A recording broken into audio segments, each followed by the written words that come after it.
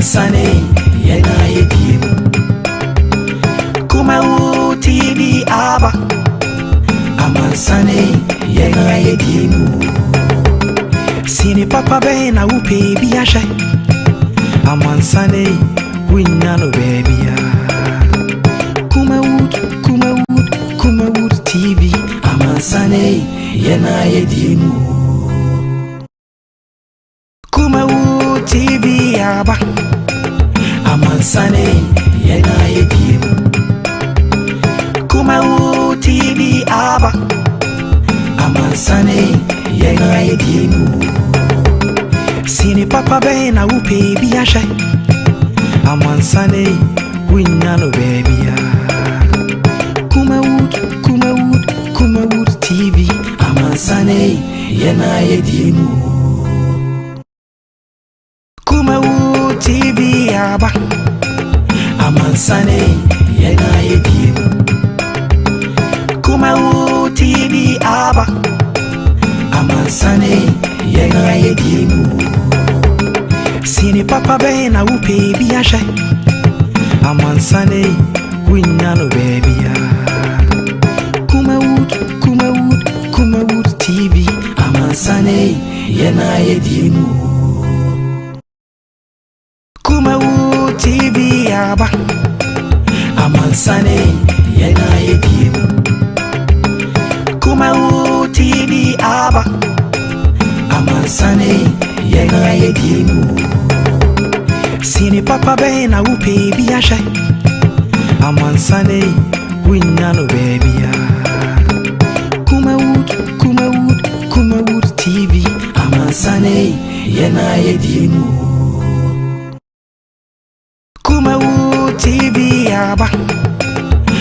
Sunny, Yena Yedim. Kumawood TV Abba.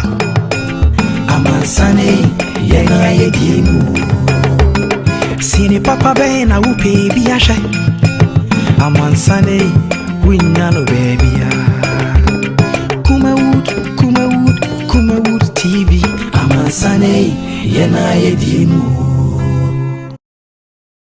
Kumawood TV Abba.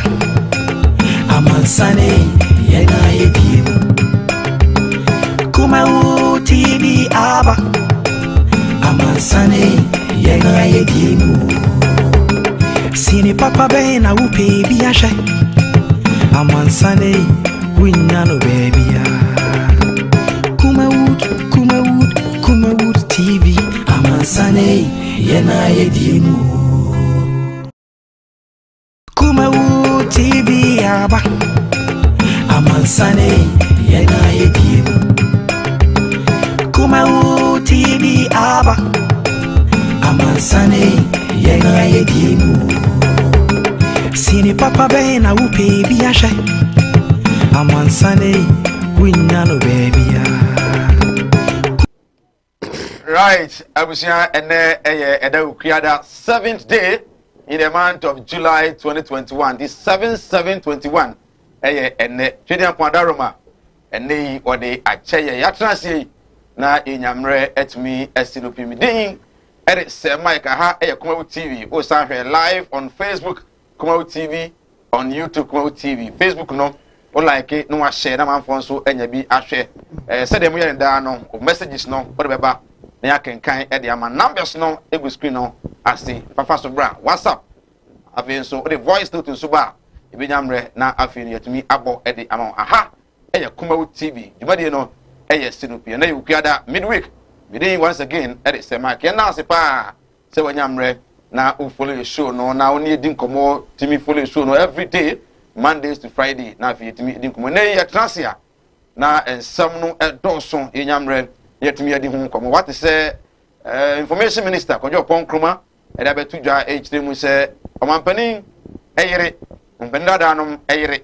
abede chiri no eyire ade se parliament approve na ye ha se betu omka mo allowances se da be yo so abrabo mu no e betimi agina so yi nti yetu omampani eka no ni tu vice president eka no na yetu ya na yire enso eka na etimi abo amaba kwa se nke be ya ye ntenkam famra form na speaker of parliament ni ade nyina no ye mu bi no mu nyina so no omo yire nom enso ebo dwuma de aboa manfo ka tia se saa de we ye ba no enye ahwe na amwa in 2019 ana wampani sati committee se omo enye nhwemu akatua wase de ma mrahye bedwafo abaye mpanimfo ne ade a ana afi omo de aka ho se omampani ne yere ana afi so no na be de kire yere adadafo nyina omo yere nom no omo so decide allowance sa ye de ebe ma wo mo nti omo akapi omo into cabinet ministerial status into the cabinet minister eji 18,000 na so mampani abedi akire yere enso beji 18,000 ho komo no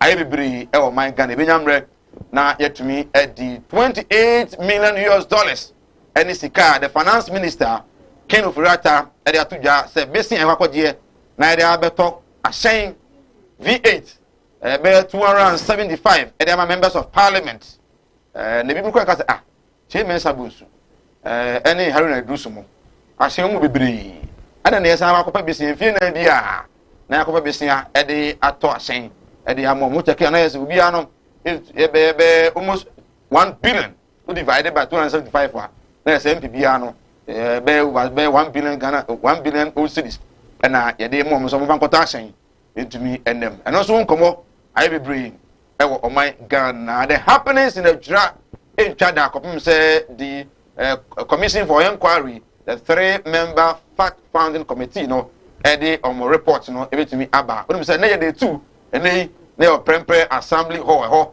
e na jumade no e course wo nipa mienu a mo be ya dance pa akase mienu e ya posifo e na afi asojafo na asojafo no ensem a mo be kan me na tibie ene se na omo anyusu little maximum force anke bi nipa kra be wu no ke be wu ase de si yi de kakra ba ye kra no e ya omo modem bo mo boye enti na ma we etumi esie benyamre na ya transi yatumi ade ho enkomo endran so NDC amanyuko no omo march for justice omo ede share so oman Ghana opposition NDC ewie no na so omo kanyina na se oman Ghana omo timu omo nye secured na omo no se wukura nso a wonye NDC ne no wonso kwa you feel insecure nti wampani ema no homene so Kojo Opon Kruma member of parliament for Fuansia Yerebi and then minister for information and I have to judge him say in fact no demonstration NDC for ye no na ye say we see comport to mo pa ye demonstration there na efe pa ne mo nsam mo ka no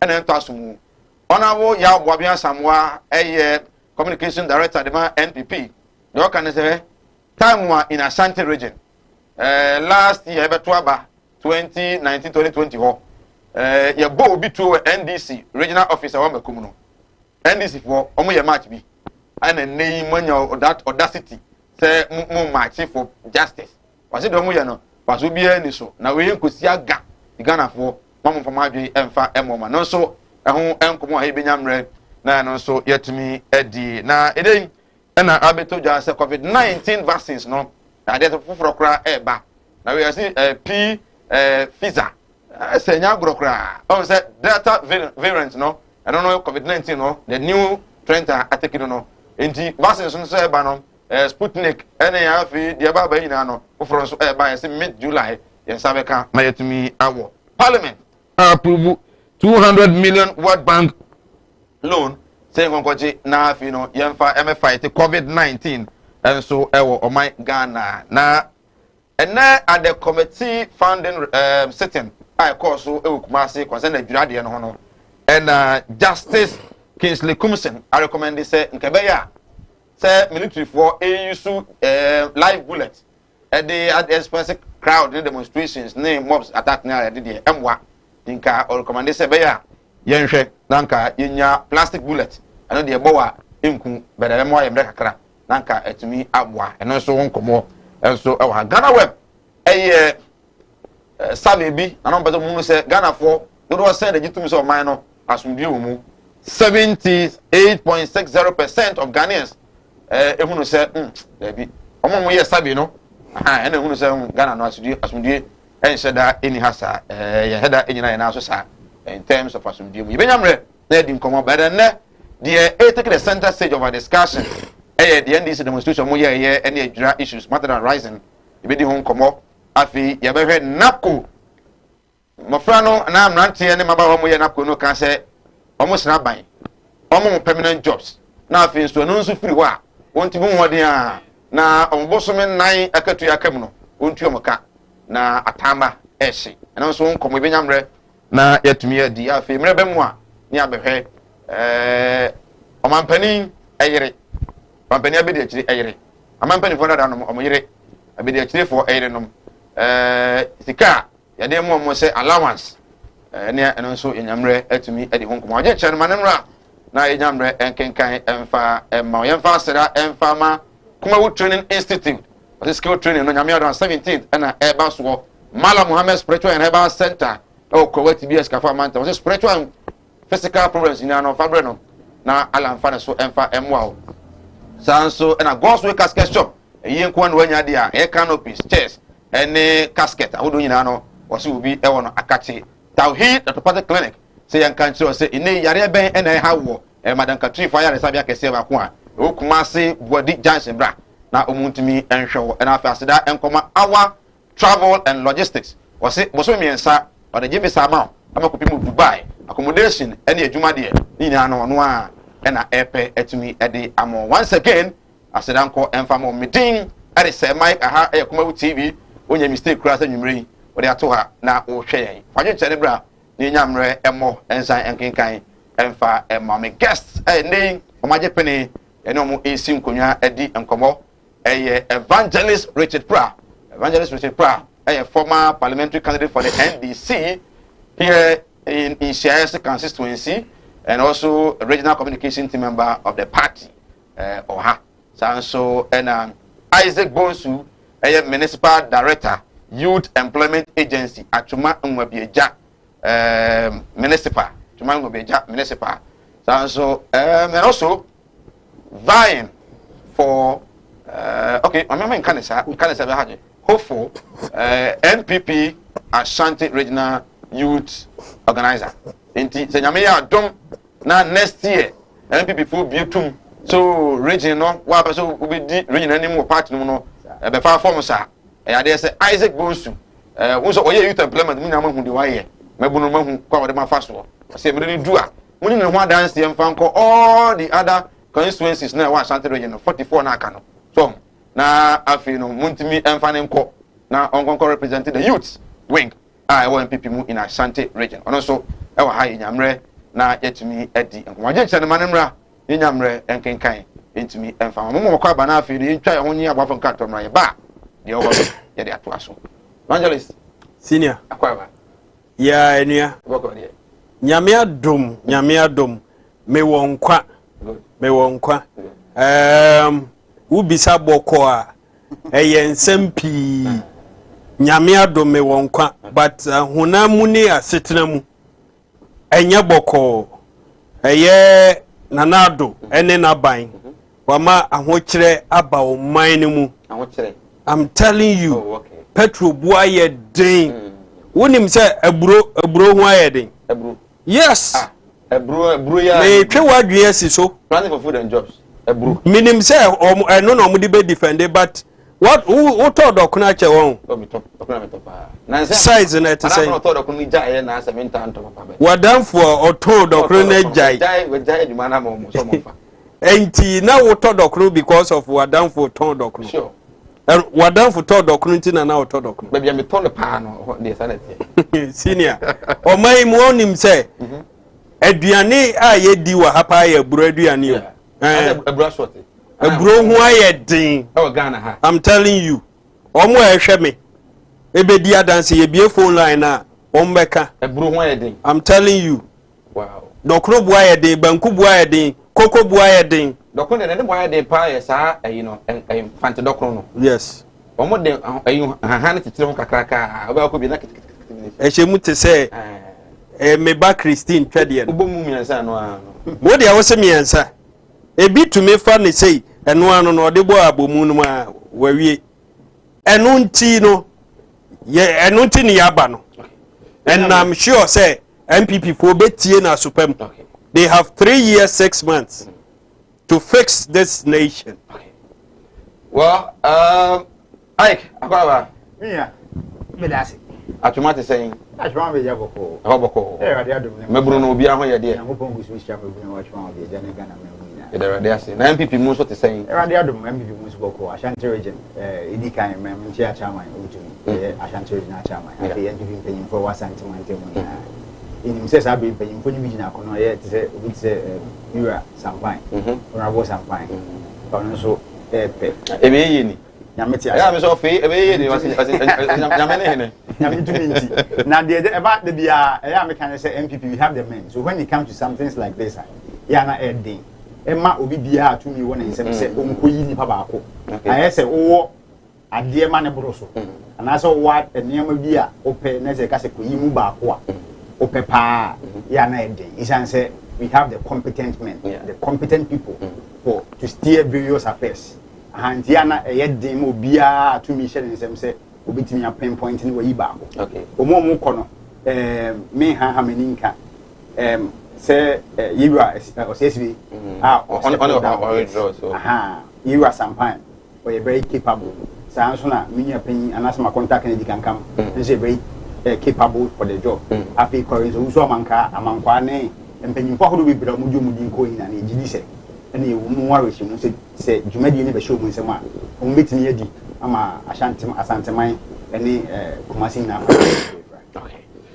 Right, I was out so soon people yen say bra nyamre entimi enkenkan wana atwuma ngwa bieja kro no kra ye kro be ya as a production be boa me I think 2-3 weeks ago there was a story via atwuma ngwa bieja for the bread me am here na school down on nye we be my friend usua dia school down ni I don't know maybe let me say down ni me say mo betimi aboa me kro no a we hu be kro hu be kro na mo be biti say wo school for nkola ko school say bi say I me nyi wachi but then say dan bi say si baby a you could know say dan we nye 2017 and yes dan we Indeed, say, Obi shall that free, Nuhumun could chat, and then be say, and the government will fix the country.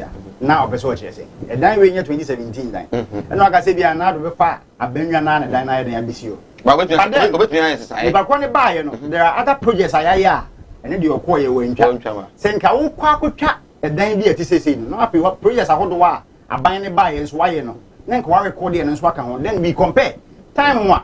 Na yenye bikura ene se ya ye bi no na afi wa compare no contrast no hu so enye anya hwe krampo no aban ne baaye no the probable schools na e won wa bieja no na eye be sei e dodo ye be sei na afi aban ne baaye wetimi ya sei afiri mo na kase okay se wo yes a comparison na e boa yen nyina asoman se ampa afi de tunko na se e koye ni na mmom e dan bi a esi ho fi enfie pi ukotwa ba se and you the abase ye mehwe dan a embroko mu school a but say de enye no na obia na pese otwe aba na dwese so me ade ntina de enye nko na fixe ade ntina de enye nko na ye te o man mu he so ye kan hwe say Rome it wasn't built in a day sure say bibi koso o man mu a o hwe free na sase what you say now o be hwempempen so a adru say o ka say o fa de enye nko na de be kan ye mo ye ho what you say ebia na say ye kan did not change say society fix attitude ye fix attitude yes to fix attitude that say ye tumra na sem ready ye ma ye ho kwan na mra na nya adwuma nfa ne kwan so na nya adwuma pepe person ye say ye see ye sa ya nkasa ya honim ebe kire ni a ye say anamon papa ye den ye say ye tu sense time bia ye pese eni bone nkwa na ye no what is the state of roots where your school back no state of roots atuma nwa bieja 4 years no a now the 4th year no a year of roots no and this year a year of roots no you being an NPP member and a youth more hair free penny for no hono I don't know bieja kwan to say minia meka say atwa bieja kwan emi pay sene yan wo nwa bieja nyina ape ana say o man but then you have problem pie wo say you hwe ebu akwan for instance e wom say e kwan ni twem fa nwa bieja na imom e kwan nka meka say nwa bieja for dia isan say e kwan ni de do e da you prom ni empeso aso what say by kwan ni ye dia is a major road that link so many regions by yen hwe NDC by 8 years project na former president before starting in 2007 for a whole 8 years the road was abandoned NDC for anya hwe ya mfa kwan no ho afei a na Nana Kwakufu Ado last year we declare year of roads no e kwan no gu so a ye adwuma se sia me no work say e free tunnel so e ba be sen tunnel so ye supreme say bia kwan no e be sin kosi ya santo a e ko nanim o ti mu se ye gu so o ma ye first school of Aspata o mu egu so o mu ye den o mu ye afei so o free e Kropon junction ba IPT ho so ona wo bani to wusu bio started last year through the year of roads na sa kwan no so ye gates e wo ho eno so nim se ewade bie kwan na se contractor sakeska obetinya ba kwan no so be dey abeto aso sa so na other roads e free adankwa me besi kosi intensely sa roads ni na ye roads na ye major me fan se eboa easy traffic e wo mean eboa pass stretch ni so eno so ye gates e free adankwa me ekosi kapro eko intensely no so my gates am be gusu anasa mo dikan gates na mo ja ye gates no me gidi se contractor e wo so o ye adwuma se nsa keska obegu kwan ni so nti as ope regional youth organizer nyame ya dom an we okay obeka se wa ben ba ye amanfo mo Nwabiaja at least omanya omo share of the national cake em se make ka me dikan kan se Nwabiaja akwan nyina emie peye se ne ye pe no nemum ye hwe adwuma ne fili baabi na de ba si baabi se ye hwe adwuma NDC ye ya NDC ba beto aso a o de compare enyi for a whole 8 years there was no road that was tackled in Nwabiaja constituency. Wow, there was no road. Yes kwan bia ni when kwan bia ni Nwabiaja ye touch ye not even a single one.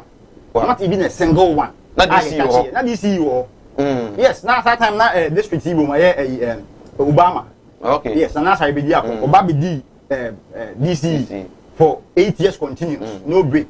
But a kwan bia ni Nwabiaja ye tackle ye. Se bi o ha ye eni e kwan da so ha on tre.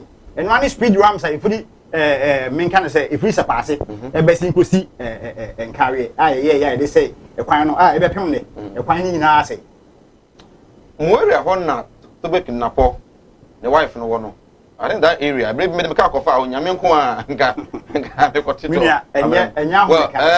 evangelist senior na say Nwabiaja aban ba ye utie the eye kikan ya omo ha say ye bia omo say 8 years o ma mfa first the grader kura nkutwa kwan so a ma mfa tapete kwa kogu so e wo Nwabiaja da na DC ho na regional minister ho ana mo ye ni pa bonesamsa say no pressure meda se na memfasa kwan we so enchia wona agebre hwe Kumawood yen ayedie mu right okay for me makase adwuma edin wa asasi so in this time communicating for MPP most especially Nana Dankwa ene Baumia aban na wuyi mfonyini bi ewo TV so ekire sukuu dan bi ewo atwemanwa Nwabiaja na for me say ye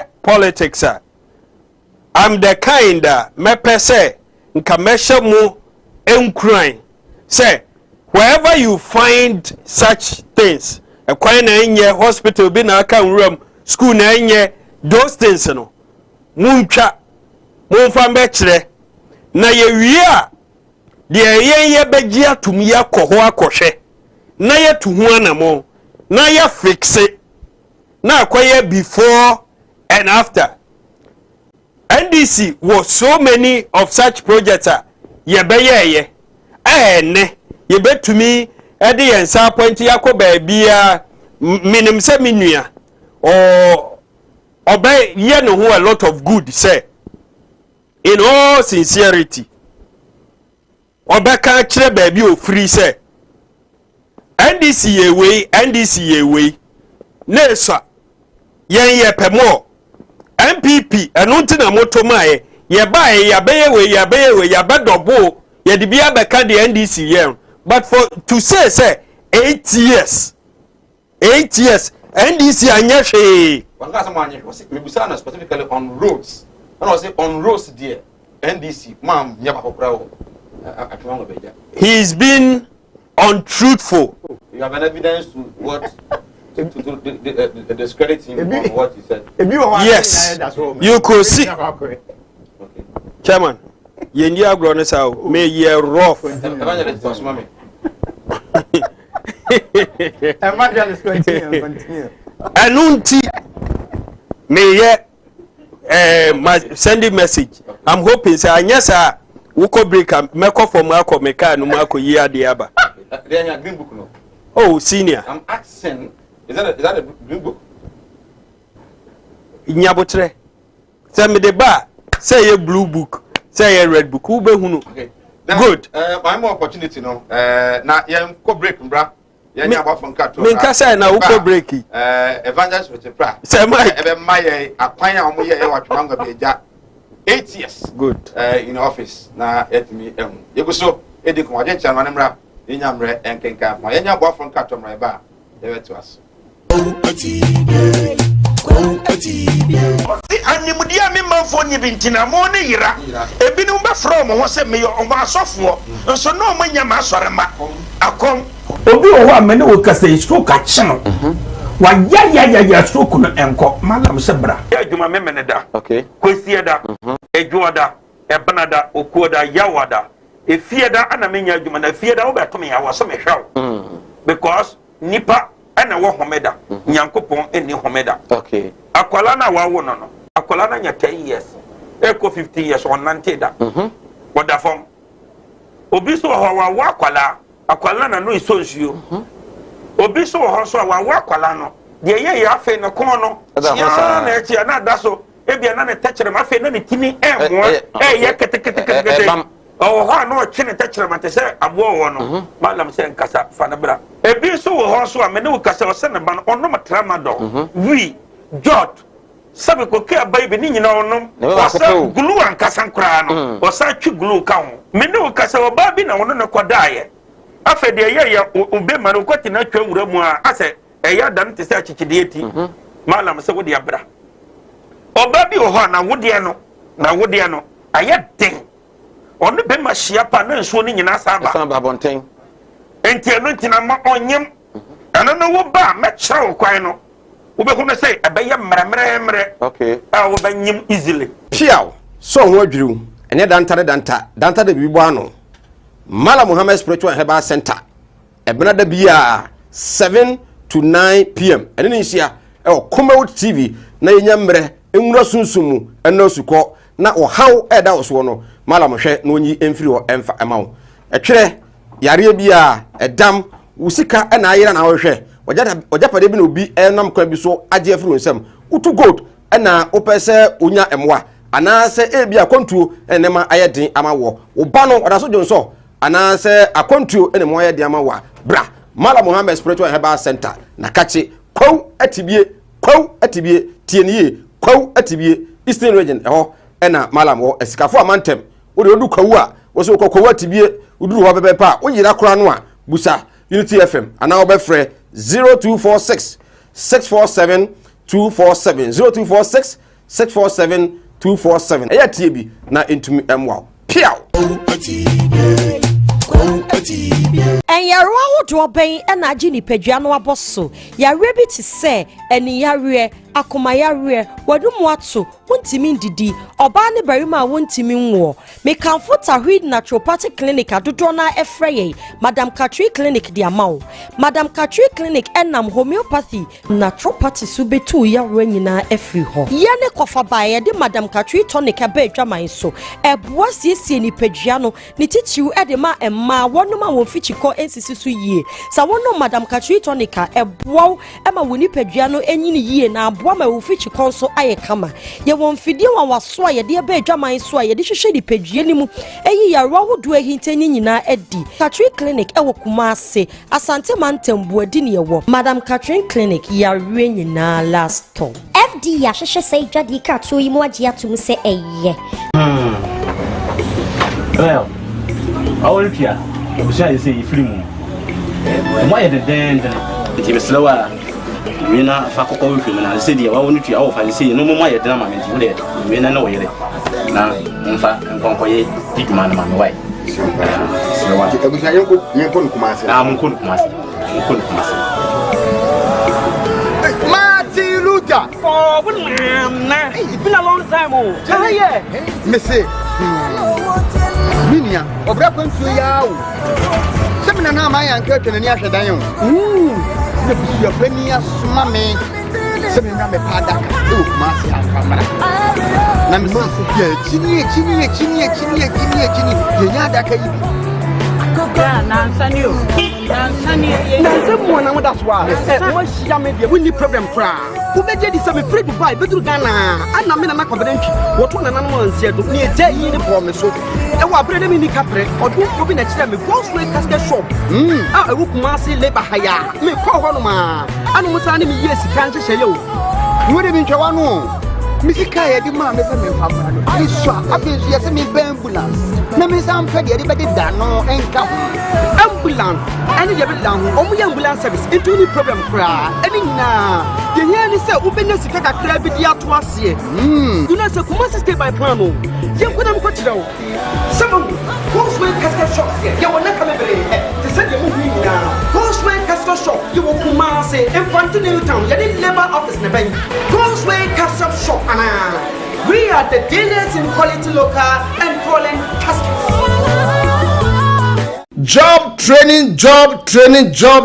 Kumawood Training Institute. Yasai ababio. Se die. Yase. Ye ma ye tiefo. Ene ya hwefo nyina. Esua ensano dwuma. Wei eye ensano dwuma. Ene ti se woni ensano dwuma. Bomodian se obenya ensano dwuma. Entra Ghana ha se obaye adwuma ba kope na wodi ayeye. Dabi esese wonya adwuma bebre. Eka adwuma wo ye ho. Sana ye tu kwankwa abrochi a ye ye no. Eno nti bra ne besua adwuma ni bi. Eka adwuma bi a wo ye eho. Eno nti se die. Ye de adwuma foforo ene de aba. Ye be kire bees making. Eye senia ye sidi ahwene eye chain, eye bags, eye mpaboa, eye ye niema bebre. Brand ye kire senia si eye no. Mushroom farming. Eno ye senia si edua emre. Unim se obetime de na wotwe mienu pe edua emre amana fifi abokama. Ama wotime atu adi ana wotime atu akoton. Brand ye kire senia si eye no. Ye nuanom akuafo ye gusu afrem se momra na wombesua senia si ye we decide. Edra ye digun haban so ama ne hye ase kura babra entimi enka aduane na ewo mu no bra ne enche ose de siye no snail farming bra se ne si eyen enwa obetima yen enwa ama na nyini kama ama wonso wakoton e de anya wusika wotimi de aye won kwan papa bi bra ne enche ose de siye no ye besan so akirel 3D epoxy na 5D epoxy se de samu amonim se 3D and 5D epoxy wo ye wo dem a etishren afei so ye besan so akirel liquid soap sa liquid soap yi wo betimi aton ye be kire shower gel eye sinesi ye shower gel ama edi dware ama ye honam eye trom bra na ye kire sinesi eye brown sugar a wo de be ye oniema bebre aton asanya sika ye besan so akirel mo sinesi ye powerzone afei so ye be kire sinesi eye tomato paste no eno ane ye frɛ no tea tomatoes bra na ye kire kama na fa ye waduane obetimi so aye akoton ama wonya sika bebre ye besan so akirel ice cream wo ye de show fridge ma de sanima we nyina ye kirel na ye jew 300 Ghana cedis pe obedi kan asend 50 Ghana cedis na afei ye de register e de amount ye register wa so ofra kiri ana wo ba na ye boku ba bi obeda eno achi no ye de bi ebe handout e de amount ye besan Yensan Eva Wakwaba Oguso Ehestinopi here on Kumawood Television. Yenasi Senyamre na Oshawaje Chene Fabra a voice note Emrantem Enyamre etmi abo saas na WhatsApp message Fabra Enyamre enkenkan enfmo ayekro na yedi nkomo ewo atuma ngabiaja era in 8 years NDC bae just a point 1 kilometer plano o ma nyi bi ho na evangelist say yonkobra na ompubu ye se omo ye kwan no ebi ho ya be yimusa na se o de biaba ana se bia stand no ye fa na se o ma nyi bi nti eto abakra no e de etu omo se no ano evangelist senior medawa se yakwa saba minua eka bibi oka se ekwan ye etwamu no eye free sofola ekọ no enka enye omodia because elinke more regions na NDC ba ekura ya mbe yehwe me pese me nua adwe call the fact say President Kufuor started Sofo line ayi interchange no ho nankasa Atamels ne be wie ye ho ba asema obi koka say Atamels akwaje 90 something million or the akwaye campaign or something ema ne ka say say o was aska na nko be ye Sofo line kwan ko be ya askwa ne yi no ode kan ye Ghana fo nim say ene sa run about no ho ne nyina ekọ dia aka ne say wonso waba ubegu atoaso na ebeye menwanwa say obeka say within the constituency say bani rules NDC for 8 years anya hwe ebeye menwanwa na masanso aka say in as much as development roads ka ho no sanso na hospital ka ho sa na school dan ka ho sa na enoma bebre ka ho enti woso ha kakra waso ha on to me so nkan kyerem say for 8 years NDC anye project bia say na me kan o say wan kasa na emom roads and I'm stating here now ebe me nwanwa se sasia ebe me nwanwa se sasia medi so hwe na o atwuma nwabiaja ma enya that understanding at the saying in 8 years of NDC no kre say mo anya kwan ba kokora but yes also there na ma mo yes yen to me conclude say no utie the American development anye kwan nko a enti say yes school won ho at least NDC yes school enti wonu nkosi the same school biom woso nya resource you can channel it to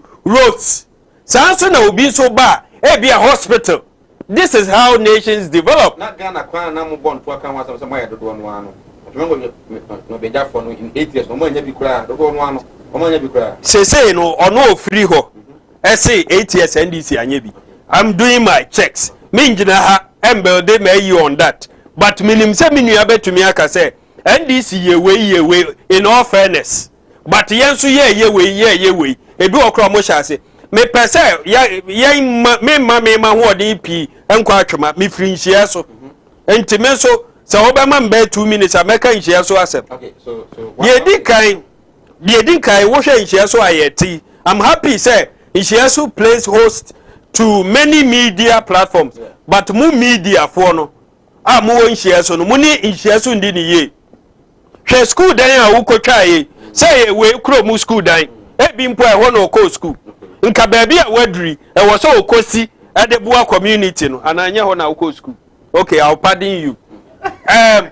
Me ko ho President Kufuor baby uko school no eni ni kuro mu ho e wo the other end utumi fa ebua kwa baby wo ye friend no abu or something. Do you have baby sir? Ofa ebua kwa makro be wo kwa afari no e kuro bi wo kwan mu ho uwura mu wonsa good school bi wo ho makwa ya chem say ana President Kufuor e ko primary school papa inka baby a wadri MPP momwa no baby anka ne nan esi ye bia okọ school ni sa de no mo hyeda nko siesie ho na koye krabahwe ene sokoba nhie so asem na make maka bia mamode but sokoba yes secondary school bi wo ho a ya de ato papa Kufuor John Ejekum Kufuor senior high school Jesus Christ MPP me po meti hai se musisa school no na mu be hu me se mu de medin to so a two things either say meba edi development aba be frete me ye body na obehu say yes school aye dia to me ni anan say meka say ya na maye ndia munjai that's serious yes school nyani mini ahun ko ho when who school aye de papa Kufuor we be di o man so 8 years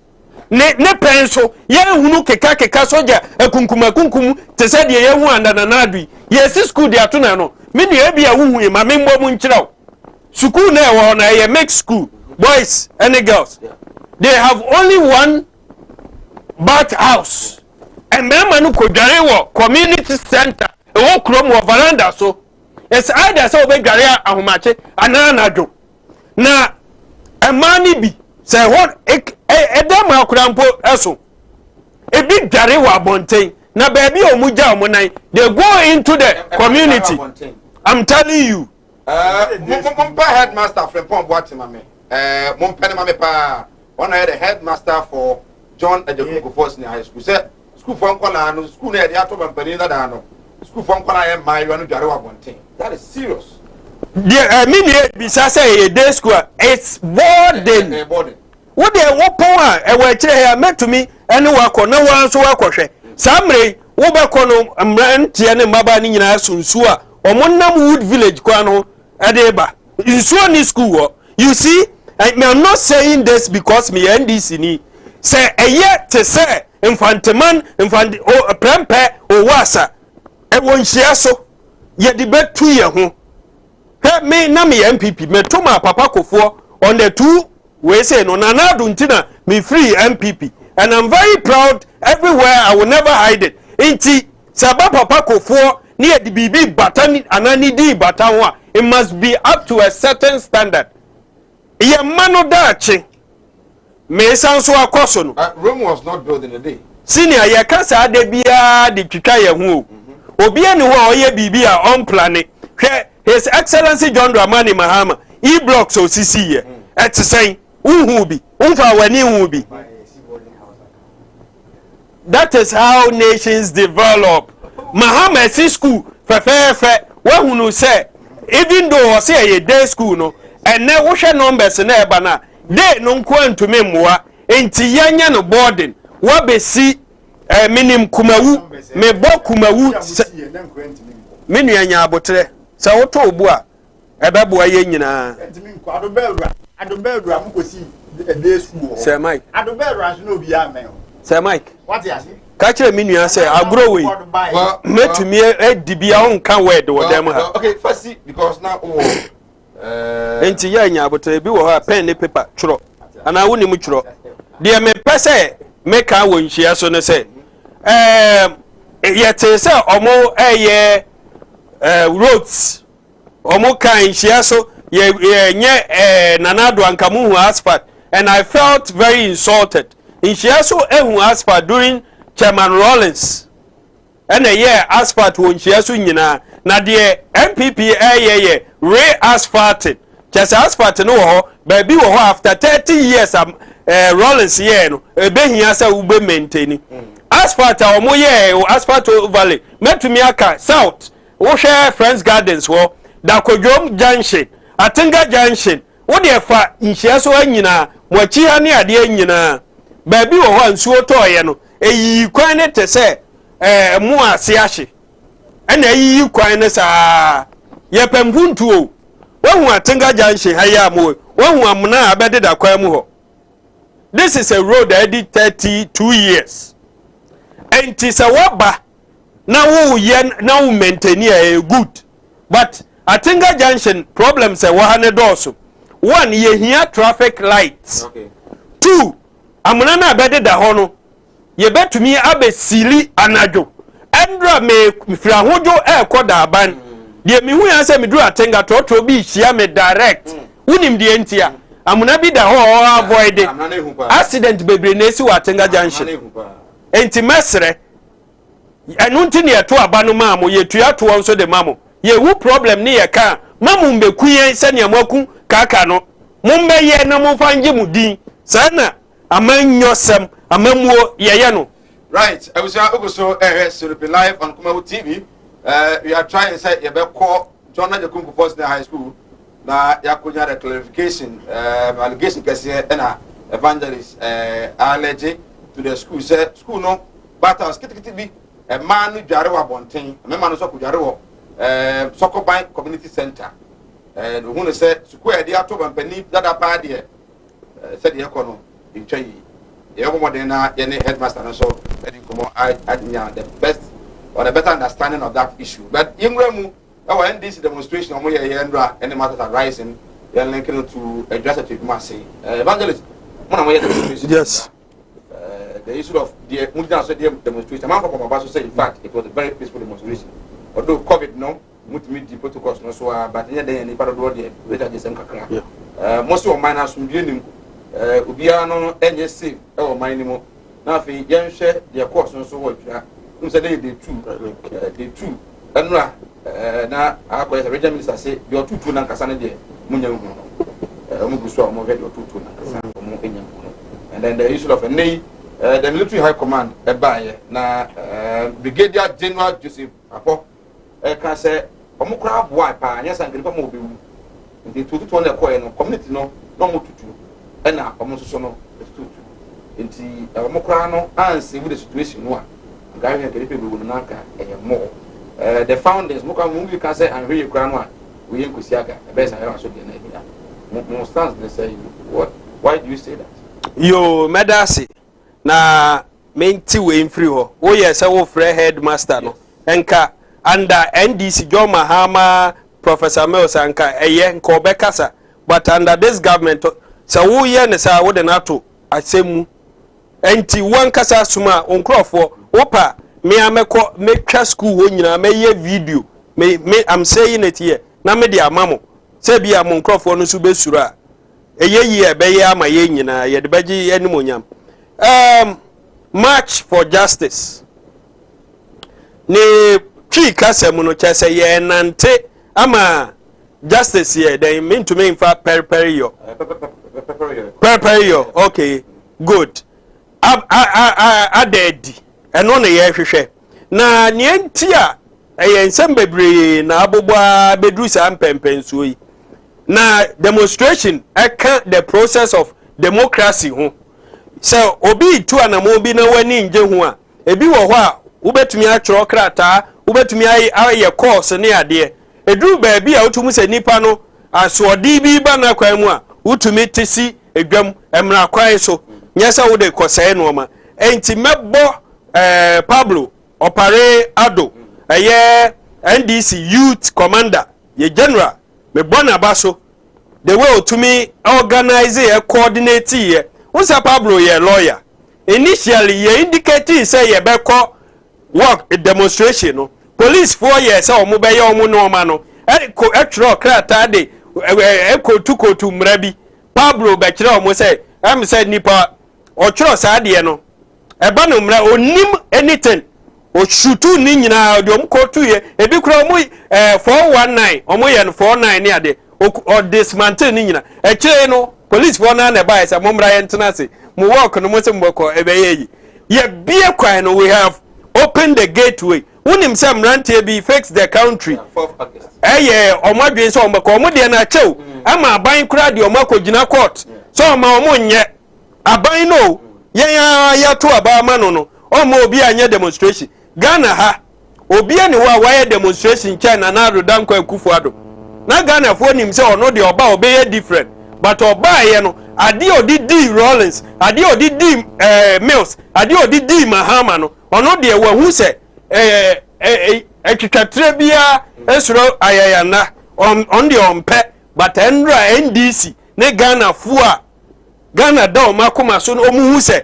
enoma bi te say the way ananado aban even though a civilian government omu use military no a chance say ye wo obi aye ku no use military yenhwe ye tro din ye hu military voter region some of the regions even in Shiasoha ye tro din no we saw Vance military a ye omode ni namu nipa 2 ewu ye tro din na ebinsida ye to aba eda ye to aba mpo de na aginsem there were military all over omonenam nenamu na mebisa se nhia so ansumpo military a enenam a omo peden NDC yes say military they have their place in our nation abai way abuse omo they should let them go back to the barracks ni ayasanso akabiom ne say insecurity a wo man mu no kwasoro yes IGP akase ba bia crime wo ho obobo kro bebredin na bia ho no wakọ na osanso de fo so say just a heaven and insecurity ni ho na de bia meka say bia nipa o kachira IGP no wa moa no ananso say ono a onhwe bible mu yie e de enti na obronsam ye de ne ba asasi so sanko okoye ku se nyame so a nka ne ye tu no be 4 times but ohu se obronsam nya obeye na no man na so twe ne se ode ne ba asasi so a me no ye bre enu nti near ye can say insecurity or war my muhano across nipa kunkum be a state state machinery near the end. We don't want that. Ghana for passum say what to petrol mu echo almost 30 cities. Ghana for 1 year demonstration. Cement ebro 50 cities. Ade obefa no 24 cities. Ghana for 1 year demonstration. Afi obi te say Ahmed Swale ensam troni oye nhwehwemu andananado watumi aye na dwuma wa hwere ne nkwa. Kaka yebeka dwiransem. Kaka de na bone na kaka ye. Kaka from what we have any evidence what on social media no. Mame ko di komra, mame ko Sokoban na many the headmaster for John Ejekumko Senior High School. Master from Boating man so master atmen kan mo adwo nwumre. Odaro ma ko mo ko de. Good. We dey enkomo ayedi no ha on constituency and former PC for Insias constituency NDC. Evangelist Pra eka say ukọ John Ejekumko Senior High School. School no edina mo de ato mampani no ensem fata kura fit school no standard no e o fom pa na the allegation is that emofra mo ye ma edware kura obonten e wo John Ejekumko Senior High School. Wadaroma una headmaster ho say the city. I don't know can we be a baby and school to no can want them there. Now the school that they can change. I think because school they all get them a try again what you want. Now we are but now what you are for the one over there. What you are going to do. The one got up on time what you now like and more now I have started on mid-way. You want to walk on the day. Maybe a school to be now open. You don't need now some location. Well, Master, in terms of baby, I'm going to so free so to say, what I remember. Baby, I'm a fan of so free, so I won't come out to say. Omunya is so free. Baby, I'm a fan of so free, no, so at the same time, you don't know, cast them a fan of. Yes. Okay. I don't get it. Okay. I think I can't really into President Obama and so many other I don't mind get through the idea. Only sure 24/7. No, think that. If there is an interview on one and and I'm going to want them. I say, oh, 24/7, you're going to to your banner and say, baby. And as soon as I play match, I need to have the June to work and make the match. You are school popular. Okay. School. Now, I remember what I was with 617. School, but I'm not for that. But the school, I get Papa now, I can't want to tell you, okay. Now, I not better than speaking to you. Come school, I'm on board and buy no money, pay no part of that money. No, but one time on the day before school. Okay. And what I need to report on is don't buy a man who had this 617. And I don't tell school, so I got my boat out of the we don't know can do it. More over the that's not great. The pipe was a lot. Okay.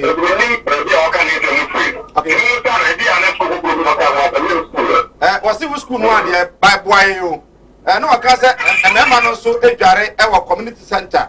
I oh Krunum and also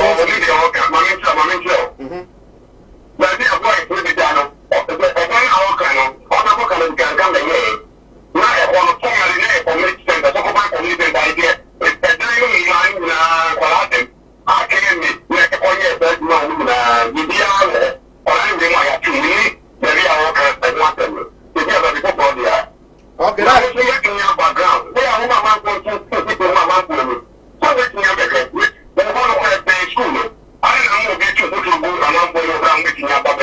Mr. Watson, and we are now.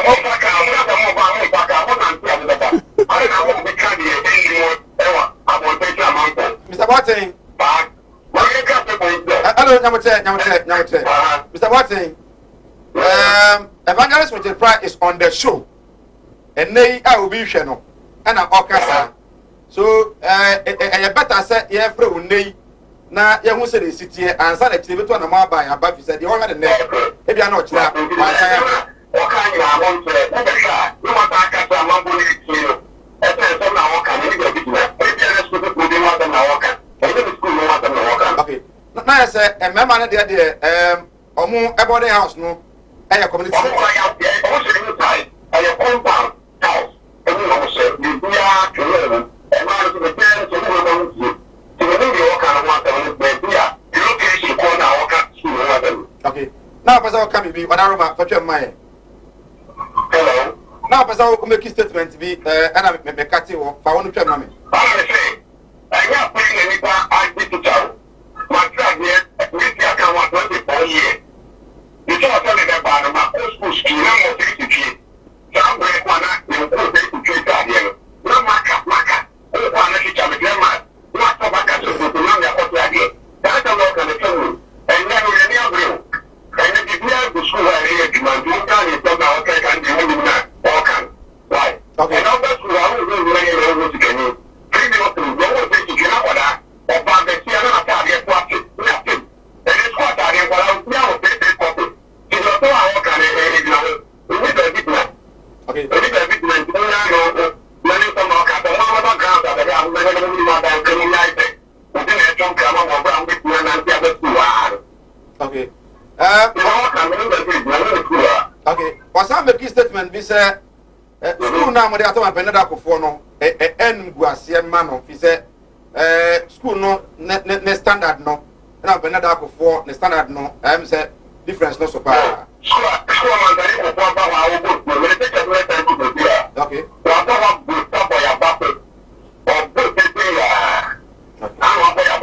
Okay. Okay.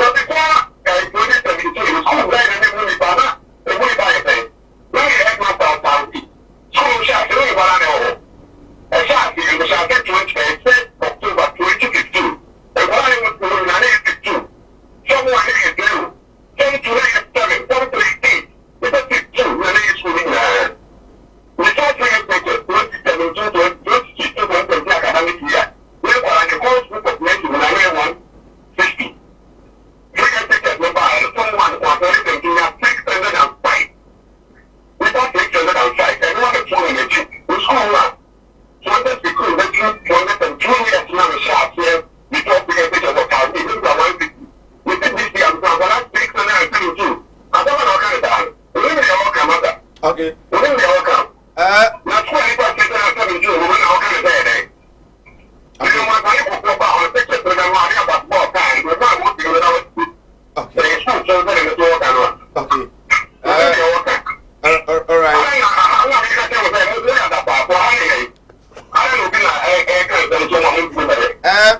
Mr. Boate, because on the show, and I will make a statement, and I hear from because within 30 minutes, 1 hour.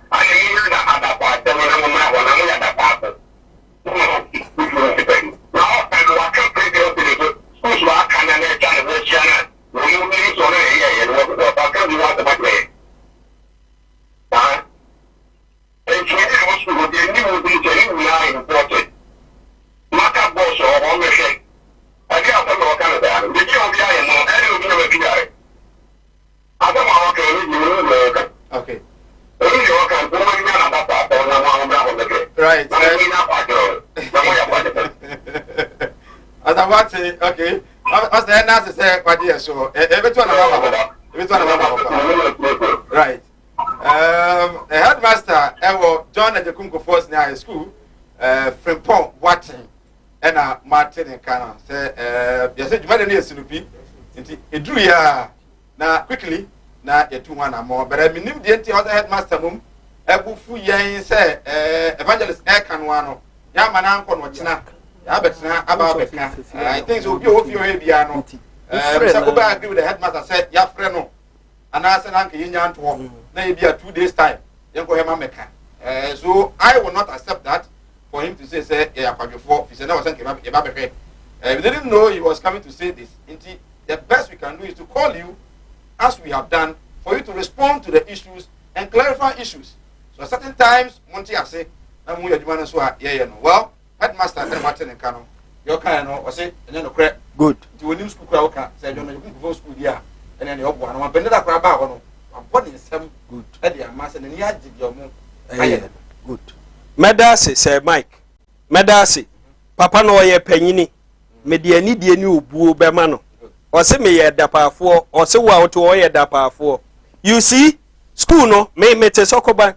Yet me first time I make ho asem ni. And I'm happy so I admit say afi ni abetu nsu amom. You see, sometimes ye ka bibia men nya ne say ye pe ade ne say you. Sir John, one kasa was a dapafo, and you team Sir Mike. Or any would team at dapafo nina. Mon cameras. Na mon coho. On some community center or G2 muso ma converted. One kasa mon family and coho ye penny ye, me pe school. A bay up to the standard of OWAS. Waha KSTS a 1 year so. Headmaster, what a yamba. Nyamen kan ho so se wa kira de ache ya da se ne wadidi atam nyamen kan ho wa ko ba ba ya me maka ya se senior minia no kasapa ene senior headmaster be mu mfuso akasa na be pese mfuso okay minia no mendisi for Ghana man nyina e dia o men if we say about for public ati mi nu a ya adwin say ye behwe na akire oman no yedi power no adane na oman na epese akire no ma NDC for fan show makoma mu say obi tikire no de ye ne botuma de Ghana na na do kwaku fado bae ana se na obo nto ado hu hia say ye se ye ma abofra bia education abofra bia nya even say basic say even say SS no kwampo onya wi a ye hu sunsanso ade nipa eba nipa brabo omu a ye ne omu she school ase a omu ntimi anwie primary school se ne yuko oku ase se ohu saafo ni bia ohu ba bi omu gina omu a omu ko ese ba bi oku na na me kasa o a omu wie ye no a omu ntimi anto so omu ba bi omu gina afa omu ko university so omu timi wie ye no omu so hu omu ti penso se na dan kwanya study so ayi huni na so ba chire Ghana ama bofra bia anya secondary education na e ya adwen pan da ye power ye de oso ye ye kasa odi kan kasa Rome was not built in a day enye dako ene ye di djuma bia wo wi ase e ye nka kan aka de shaase headmaster yi kasa wa kam ye hu se time school de shaase no na enkwa no wo ne ye 50 ano ne formal school e no de ye ye da se wo di so ni na guso ye da se na on kwa 150 no this year no e start of the school no when you wo di nsu aguso ye nim schools bebre a asha ase a eni senia esi sha ase fa no kre where did you be asha ase na o mu ni nsu a ye me kwa secondary school e wo me start from 1 e wo encourage sector na ye nsu e ko sensu o abon nsu tik na ye ko stream na ntepa what you say o ko sa e from nsu e na di ba be gare enti se school bi na se enne enye mama what you say ah me no ka e ma asam ne ya so is the headmaster also right to say what the nsu oguso I will reply because waka asam no ha enne ya mana anya kina ene ya frɛ no aba hɔ ya ma ne kwan say on respond to it and then no e ma ya kwadwofo no e hɔ de me master na renti de si say show ye na ye wo so me hu ne ko e say me ne kasa no e no ko fa isu ye so asem ye de e ba ye obeka school no asem na akwanya de ma headmaster de me susu say eno ano no na minim se master na o hwe program no da ana say bi obi ne kan no nchen ahom asem wo nchen kire na what you say na master by na ese nkonya ento wa say aka no hu asem no ene ba bia o de ebesi because me production crew no kwa mo friend no say the way o si no mo kasa ye no they are also not happy onim kasa no it's not that nipa na afre me dapafo do you understand I'm coming do you understand e bia on to me o ba me ni nua kuma please wait senior kanokre etie kanokre let me make it clear say one person wouldn't so go so you are making it worse you could see how I replied him you won't do that past headmaster onimunko oh yes so there is that relationship between me and master so giving him the platform to respond you did the right thing you're right thing yeah I don't know you're very right if I would have waited for maybe 3 days you're very right no the amendment can say he could have even used this opportunity to invite your team ba oka Minya, also would ensure go. So I'm telling you, you are making me angry. Oh, why should you get angry over this? No, you see, Nipana friend that for me castle.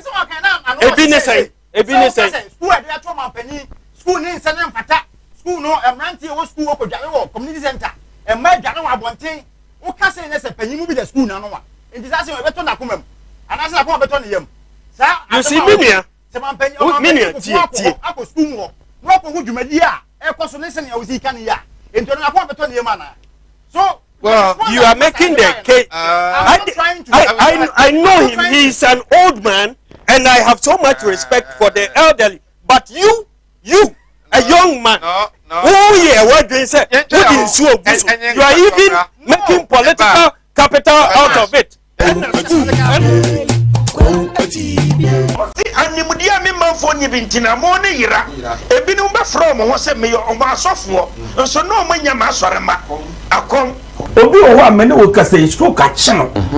Wa ya stroke no enko malam sebra ya djuma memene da okay kwesi da ejuoda ebanada okuoda yawada efieda ana menya djuma na fieda wo beto me ya wo so me hwaw because nipa ana wo homeda nyankopon eni homeda okay akwala na wa wo no akwala na nya 10 years eko 15 years on 90 da woda fom obi so ho wa akwala na no isonsuo obi so ho so wa akwala no de ye afa no kon no ya na echi na da so ebia na ne tachere ma afa na ne tini mo ye kete o ho no chine tachere ma te se abo wo no malam se nkasa fa na bra ebi so ho so amene wo kasa o se ne ba no ono matrama do wi jot sabe ko ke abai bi ni nyina ono o sa gulu an kasa nkra no o sa twi gulu ka ho mene wo kasa o ba bi na ono ne kodaye afa de ye ube maro kwati na twa wura mu a ase eya dan te se achichide eti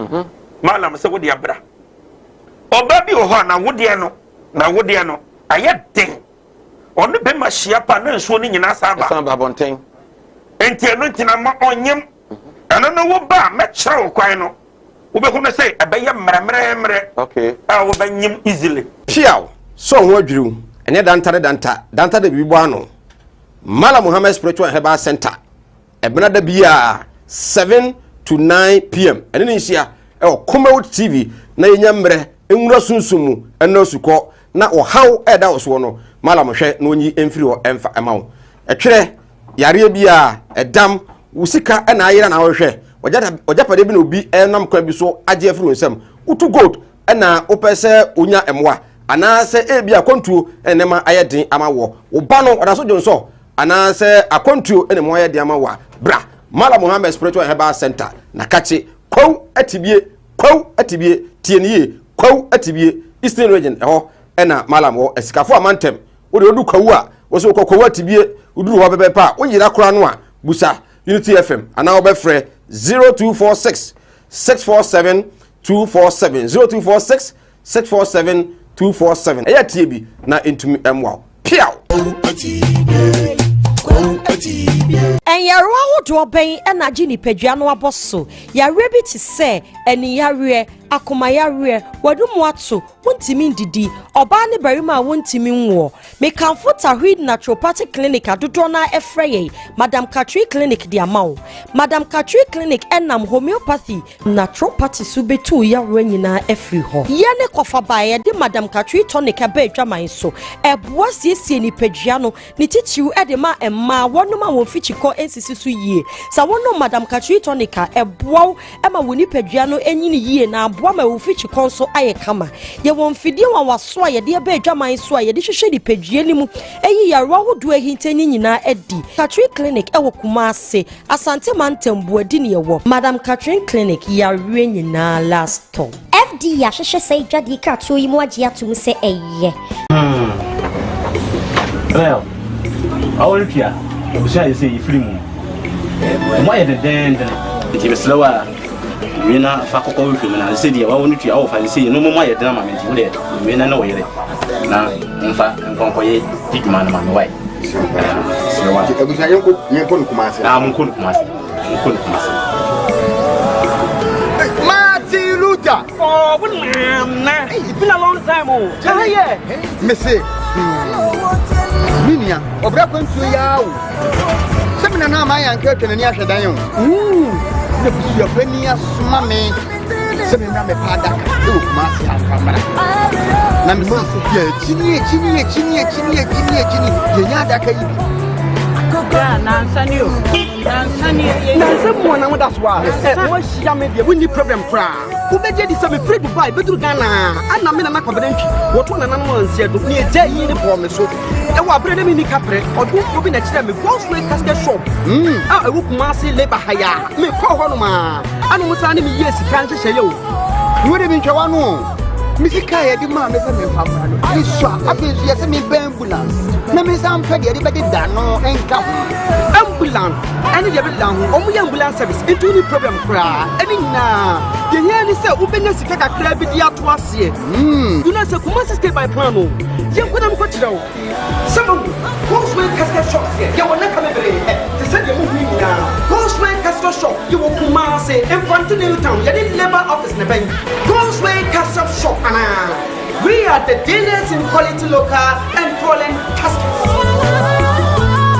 Job training. Kumawood Training Institute. Yasai ababio. Say dear. Yase. Ye ma ye tiefo. Ene ya hwefo nyina. Esua nsano dwuma. Wei aye nsano dwuma. Ene ti se woni nsano dwuma. Bomodian se obenya nsano dwuma. Entra Ghana ha se obaye dwuma ba kope na wodi ayeye. Dabi esese wonya dwuma bebre. Eka dwuma wo ye ho. Sana ye tu kwa abrochi a ye no. Eno nti bra ne besua adwuma ni bi. Eka odwuma bi a wo ye eho. Eno nti no se de ye de adwuma foforo ene de aba. Ye be kire bees making. Eye senia ye sidi ahwene eye chain, eye bags, eye mpaboa, eye ye niema bebre. Branie nchiro senia si eye no. Mushroom farming. Eno ye senia si edua emre. Unim se ubetimi de na wotwe mienu pe edua emre amana fifi abokama. Ama wotimi atu adi ana wotimi atu akoton. Branie nchiro senia si eye no. Ye nuanom akuafo e ye gusu afrem se momra na wombesua senia si ye we decide. Edura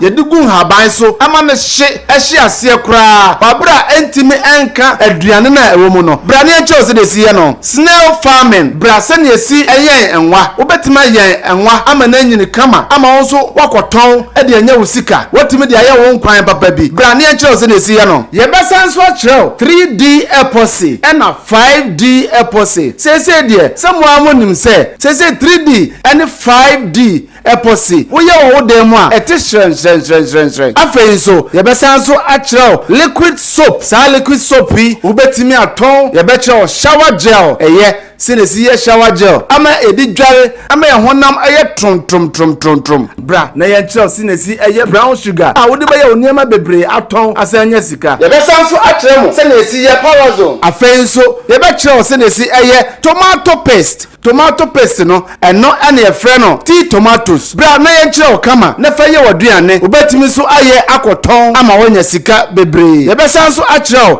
ice cream wo ye de hye fridge ma de sanema we nyina ye kyerɛw na ye gyew 300 Ghana cedis pe ubedi kan asende 50 Ghana cedis na afei ye de register at the amount ye register wa so ofra kyiri ana wo ba na ye boku ba bi obeda eno achi no ye de bi ebe handout at the amount ye besa nso aye pen drive video anase ye be kyerɛ ne nyina nso ye de be guso na at the amount in case say ure fi bibia na wafa na wa play na wa hwɛ na wa kaka ne nyina afei nso ye be ma wo aduane adi wo lunch a obedi na wia ne de ye de be ma wo ne nyina ka 300 Ghana cedis a obetua ne ho na ya sa kyerɛw enema wo nyina we de eye fofofo se wo pese obesua sansa no nyuma we nyina ene ebomodi ase ebi we de obeba esanse se wie sa enema ya boboso nyina ye de foforo ene beba eye dakope ene ye de kyerɛw eye Saturday 17th July mu ni da etoso edunson ene ye no eda ba akope ye de be kyerɛw enema we nyina kama pa eno ti no fa number na eda screen so no na send your mobile money ede man sesi a o send 50 Ghana cedis na wo ba right everything yes sign Emma Makwaba uguso has to be live on Kumawood television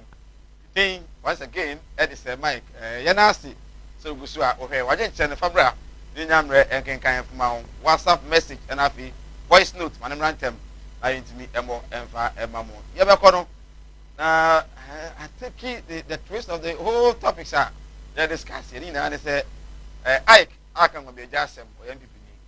And evangelist, and so NDC, and so I can't influence and uncle MPP, and so I said, school.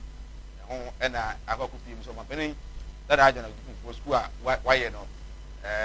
Evangelist, it was a challenge for crowd. That was a free headmaster. Now, in the headmaster, babe. Now, and also, it be in one. Yes, we will, you know. I know who the same car was saying, Jaika. Now, a man Canada and also the Konanka Chiriba. Now, if I have a catch them, you say, when they say, yes, sir. The old hand over heavy duties with TV M1 in their friend, but I want to say, well, oh, you know, Sana Jumano at times they are not at the evangelist. They are corner or demonstration. So, yes, let me say, and Saka pictures may be good. The nature of the school, no, Saka pictures may be already a bit sure at Savannah.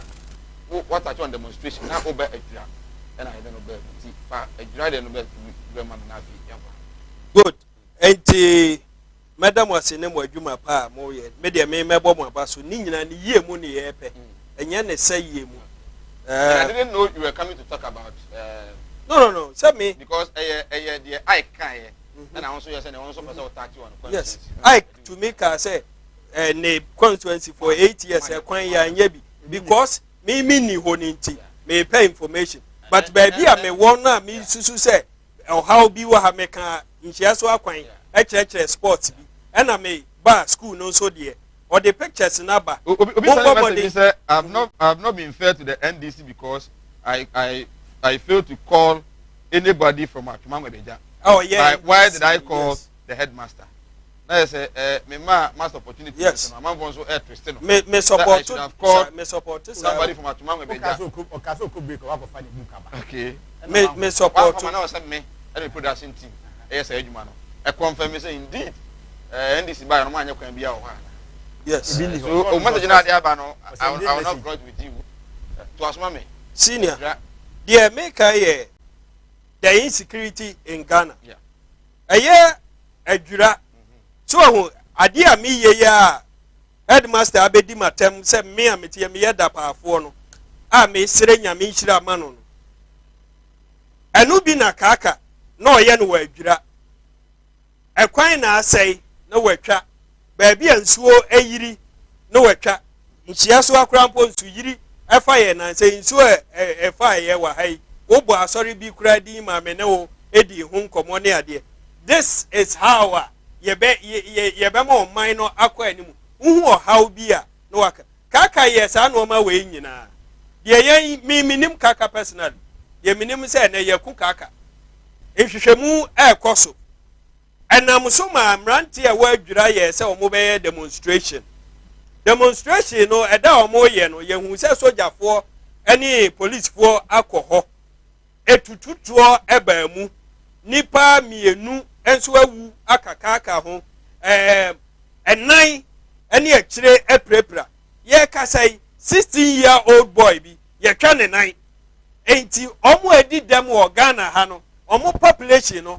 Abranti na beka hu for the rest of his life ne nkwa anya media mano ne nai ba ku ni ho enti the NDC kan say yentumi mfa saasu ene ban we enchichire oman enu nti saa no ma ni nyina embrase yentumi antu ase yakura enkofom enre yete say abranti bi twi I don't know whether bold to anase for years ye twaniti sa no ma we nyina ya de a good ade ayam hihie eba mfonyine no na okay nti mo amho he no we the battles of John Ejekum Kufuor Senior High School the evangelist omo obi ho school no so toilet facility also any so yeah toilet facility we need a community center no any hana boys no e wo no so omo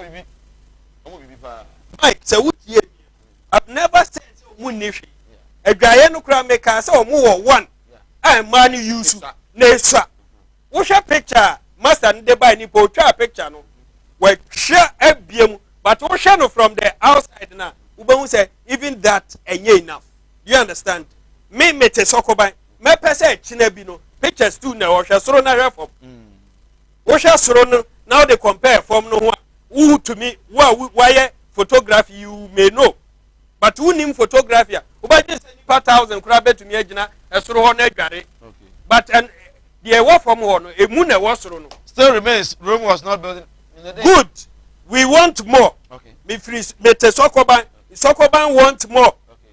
Okay, me nkasa headmaster bedi di matam me wo yire wo ma miensa me ye dapaafo me wo adwuma wo workers headmaster be fra me dapaafo a me de nyame ehira no meko school wa ko mana kwa aba in a professional way adwira ansem ni nyina ene akoba se yate committee oh ene ye de tu omo ye hwehwemu andra me follow ye regional minister by Centroni Erastus also ekoye but me who say regional minister ne posture no masira no papa me nsem fata we metumi aye oba wo hwe ne nsem kaye no mu a mani anje ne nsem kaye no he was more of say onumpo ade a oye no waye ade ono na wa admit say ono na ma soldier of fresh soldier fo no and no the video bi ema omo say obi send the video bi ma exclusive na it took about 10 to 15 minutes and so omo to me download e be boy and video no I have it a video akọ viral a video amofra no wasie ye ho no a ye de ka no ko ho no me bi sample say ka no ekoye den wasie ye ho na de adwuma na mrante ni di no wasie ho no mo say no ma no mo hye no ma tanka no na ekoye den wasie ye ho enti papa ma ye ti ase say driver no mpo say mrante na eba ne so na odane no ho no ye mbo driver na aba so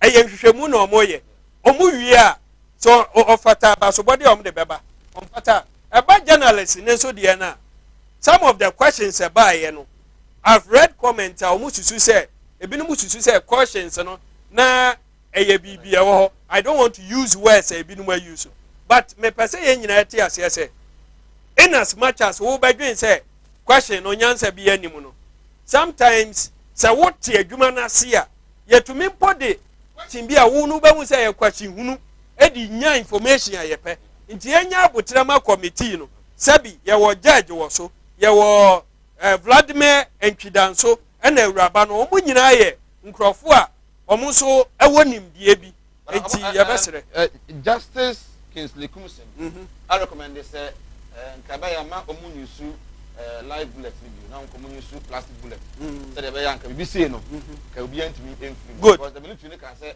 anka omu kra mamu ntam bi yanka nipa no be kura ase good ma hwe military man nso okoye nso de no na he spoke like a military man and untina say oman ye duru ba bia bibi kuma bia ye free military no or say military no they work can a rubber bullet in it. That is not what the military use.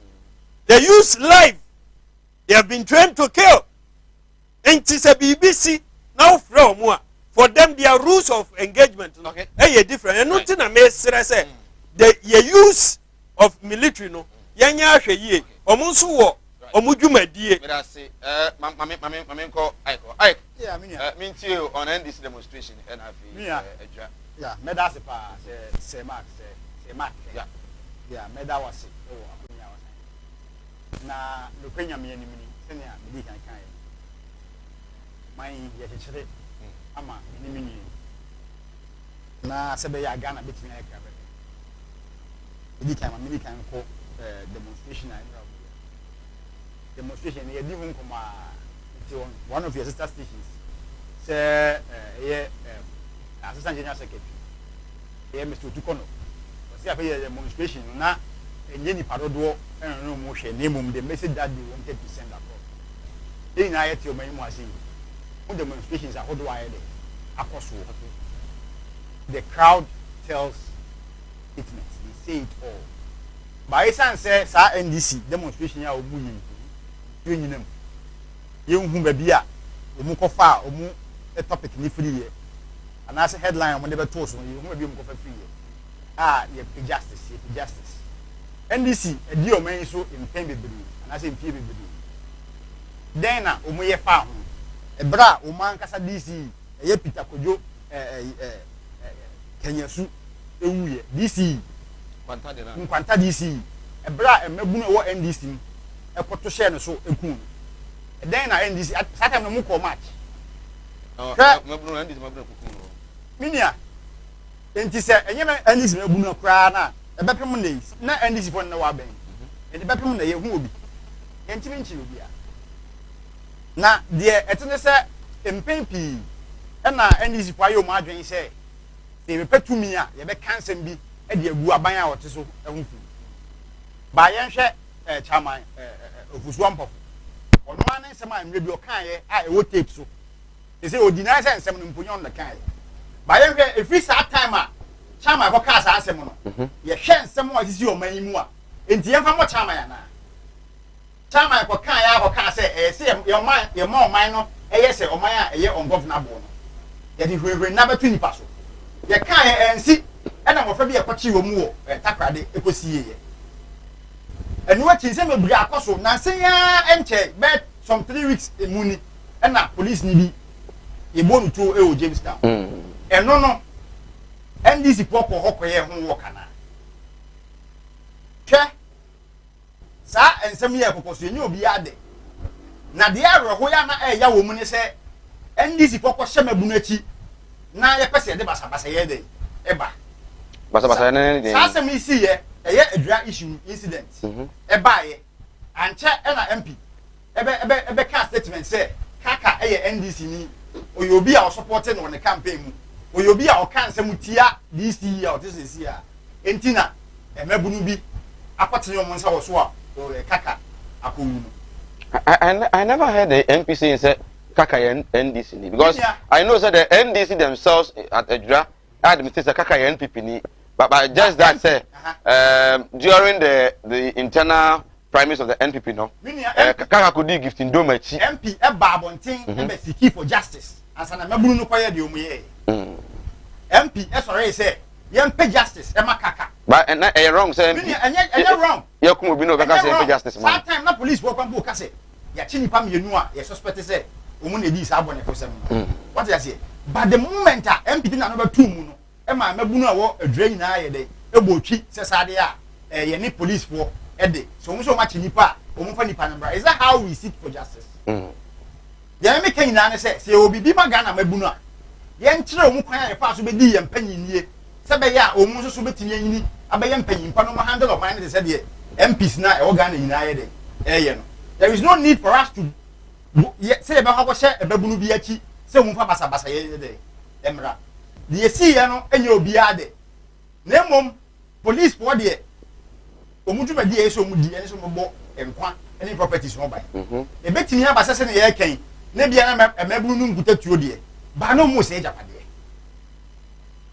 omo se japade se ebro police wa ho de so de a na e se fair enforcement and regional minister when e ben no ye say offer military enko honko boa a police for a e ho na e san se basa ye de e koso na e tra agi omo nsem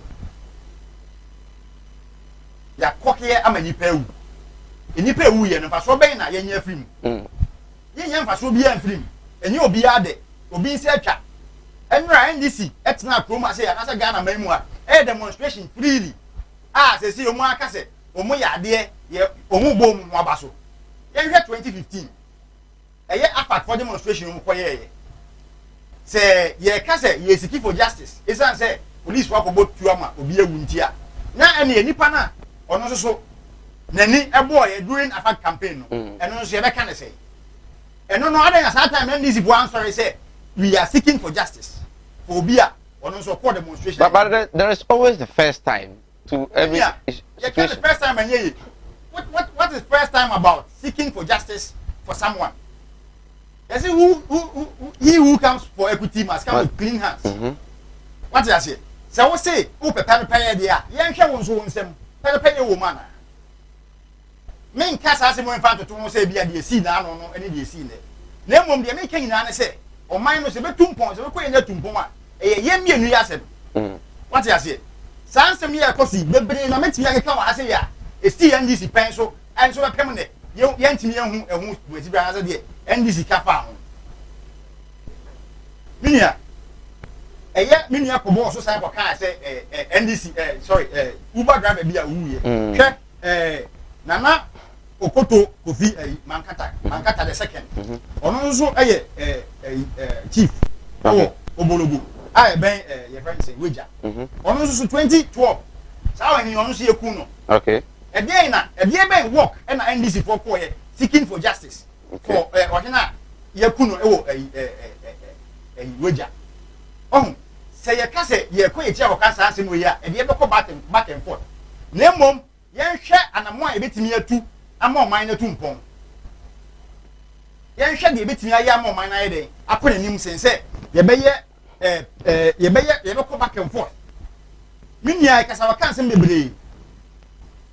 wakansem bebre ni nyina na say bia ye seek for justice but we don't see justice now mo pe no ba bia e free ba yen kansema be ma emabu no wo man mu atumpon dan say ye beye bibia ye bia with politics no emfaye ngosi emfaye nkowie emfaye nkwawie minia se ye ka nia asi wo ye memu a ye nka eno ne ye mpem buntu hwe ye ka ye friends buntu asem a ekofa school die ba ye minia ka asphalt valleys proud to 2016 elections muntaka aswase akwan nyina ye asphalt valley ho MP ahodo say na ye omu kwan ma wo what you say enti se ye ka bibia yenya selective justice a ye ewo ye ho se ye bibia ma obi a yenye yenhwe obi so de ye ka atwa ma be ya se mini aka se obenya evidence okay mi ebe pem ne o so send message twen se ye be respond to that okay but ye nim se afena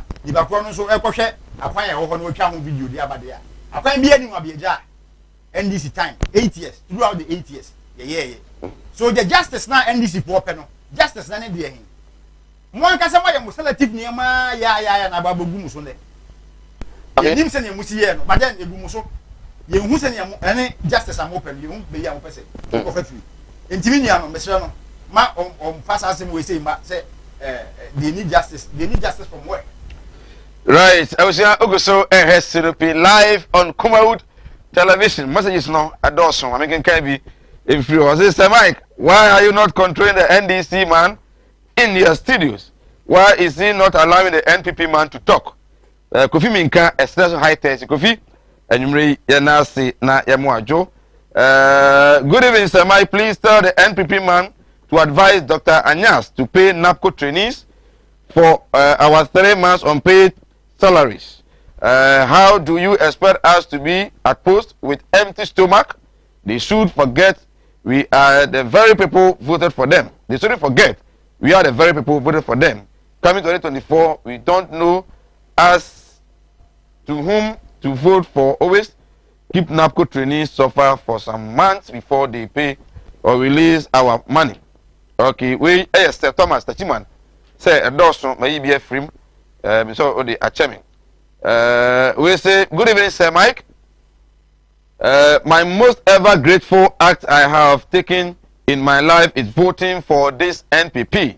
In fact, if this is what governance is all about, then we the ordinary people can govern 100 times better than Nana Addo, Asari, Mampontin, and Asari free of their bar. Mampontin reminds me of Ntonso and the happenings at Ntonso. Too bad. I say the voice is from James Atia, Director of Elections in charge of monitoring in New Edibiasi. Okay, James, you now see and so Ode Abba. Good evening, Sir Mike. I'm enjoying your show. You did your best by calling the headmaster. I think the headmaster might have problem with you or your production crew. If not, what he said, Regional Education Directorate can even sanction him for you allowing him to respond to issues and him blaming you. What kind of attitude is that? People must respect the media. Okay, James, you now say and also adventure. Good afternoon, Sir Mike. Take this opportunity. Let me take this opportunity to congratulate my senior brother, Honorable Honorable Evangelist Richard Pratt, for the good work done. He should keep on telling the truth. We need people like him to move this country forward. NPP has nothing good to offer Ghanaians, but they are just sharing their consolidated gains with their families, wives, and friends. Emmanuel Buama inside Kuti and Ima Edifri Adebaye. With the high say, Mike, the headmaster should have even thanked you and given you credit money than to criticize you. The other kind on mean to me kind, whatever mean to me and kind. Sir Mike, I'm very disappointed in the headmaster's comment. You should have acted maturely. It's not right to attack someone who, in one way or the other, is allegedly accusing you. Let fact speaks rather. Abrakwa Achem Apeja in the Ebuakwa South. They are also the Abanon. Sir Mike, good evening. Greetings to my able MP and incoming President, Honorable Atroforsen, for his hard work. I guess the headmaster is defending his party, but not the school. We are Enoch from Ejumako Enawade Abba. Please, I'm Pepra Kojo from Offenso. I support the NPP man, but still, the country must be fixed now. Greetings to my dear lovely girl, Oba Papabi, Cynthia, and my mother, Madam Ya, anywhere. Okay, yeah, now say, we say, is the headmaster the deputy secretary of the NPP? What attitude is that? He shouldn't have reacted in that way. Okay. Well, you try to say, Mamra, you're back. You're better.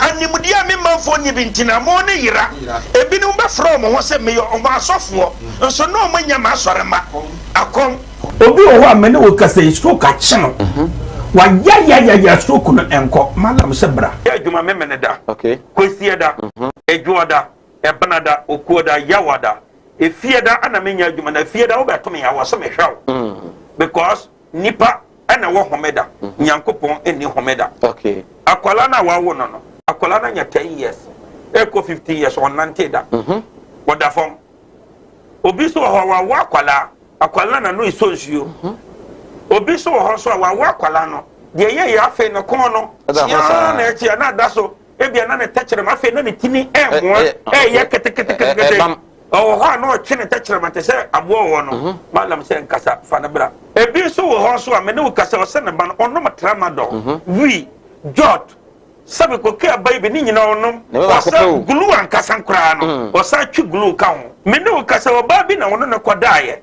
afa de ye ube maro kwati na twa wura mu a ase eya dan te se achichide eti malam se wo de abra oba bi wo ho na wo de no aye den onu be ma hia pa na nsuo ni nyina saba bonten enti eno ntina ma onyem eno no wo ba me kire wo kwan no wo be hono say abeye mremremre okay wo ba nyim easily piaw so ho adwuru ene danta de bibo ano Mala Muhammad Spiritual Herbal Center ebena da bia 7 to 9 p.m. ene ni hia Kumawood TV na yenya mre enwura sunsumu ena osuko na ohaw eda oso no Mala mohwe na onyi emfiri o emfa emawo etwere yare bia edam usika ena ayira na hwehwe ojapade bi na obi enam kwa bi so age afiri onsam utu gold ena opese onya emwa anase ebi akontuo enema ayedin amawo oba no odaso jonso anase akontuo enema ayedin amawa bra Mala Muhammad Spiritual Herbal Center na kache kwaw atibie tienie kwaw atibie Eastern Region eho ena Mala mo esikafo amantem wo de odu kwaw a wo so kwaw atibie uduru ho bebepa wo yira kora no a busa Unity FM ana obefre 0246 647 247 0246 647 247. Right, so Sinopi live on Kumawood Television. Asedan Komao. Na asedan bi enkoma Mala Muhammad Spiritual and Herbal Center. Kowe tibi escapo amantem. Honhomani ene honamani ni na ano Mala Sebra na wontimi mwa awo aware adwumasem court case.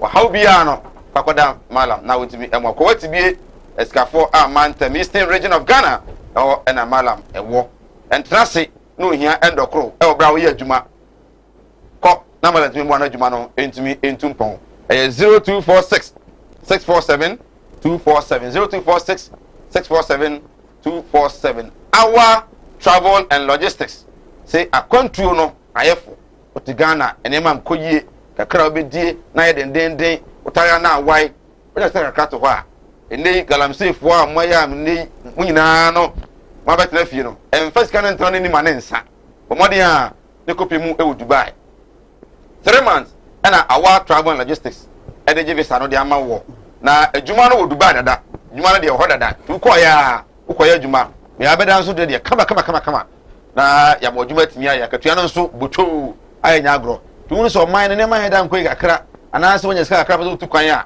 emfa nkoma connection ma mani no sika bra our travel and logistics na omuntimi emwa obefre director e wo 0552 373 027 0552 373 027 now fi watimi apwa God's Way Casket Shop your number 1 casket shop in Ghana nei ebia adodo no a eko ede mo yisem eko dan God's Way Casket unya yie no a wase flandaka ambulance video coverage canopies chairs sound system ni na God's Way e obi wo ha ode ema wo na ni sika kura no a ebia wo bi ha na busu pen 1 week time no na wa bana na betena se ode be mawo ye yeri nyina wie a na di sika beto ebia ko fa free e umbe we na apede he God's Way flandaka no so no both local and international. The abroad from moment from Buchima, if you had a can be Biaba, Mane Hakra, na bra, like to me, and wow. God's Way Kumasa of Liberal about Biahi Fibiano, Unya Yia, Vanacano, a better Kamudia Brewa, Saturdays now, so no, a free 0243 737 457 0243 737 457. God's Way, Kumasa of Liberal about, oh, and a God's Way. Well, Napco trainees. Debia omokasa se posome 9 sikane mai omo san so kran enim de omo be ye after say October omo contract no abawie well we are municipal director at my employment so eba napkwa wo be ho pa it employment fund dem mutu oboka ho na me community etia enwu na na ese ebu mo mfa obi and this neighbor no say ebu mo fa obi abi enwu oh, okay. Yeah. It employment there, that's you. That's you. New modules with Breba. Okay. Na youth employment, sending a agency in Sense City. Yana and PMP. Yen Shadama officers point. Say, yen come once more and from. But we some idiot. Them say mostly yen month cycle. Your walk.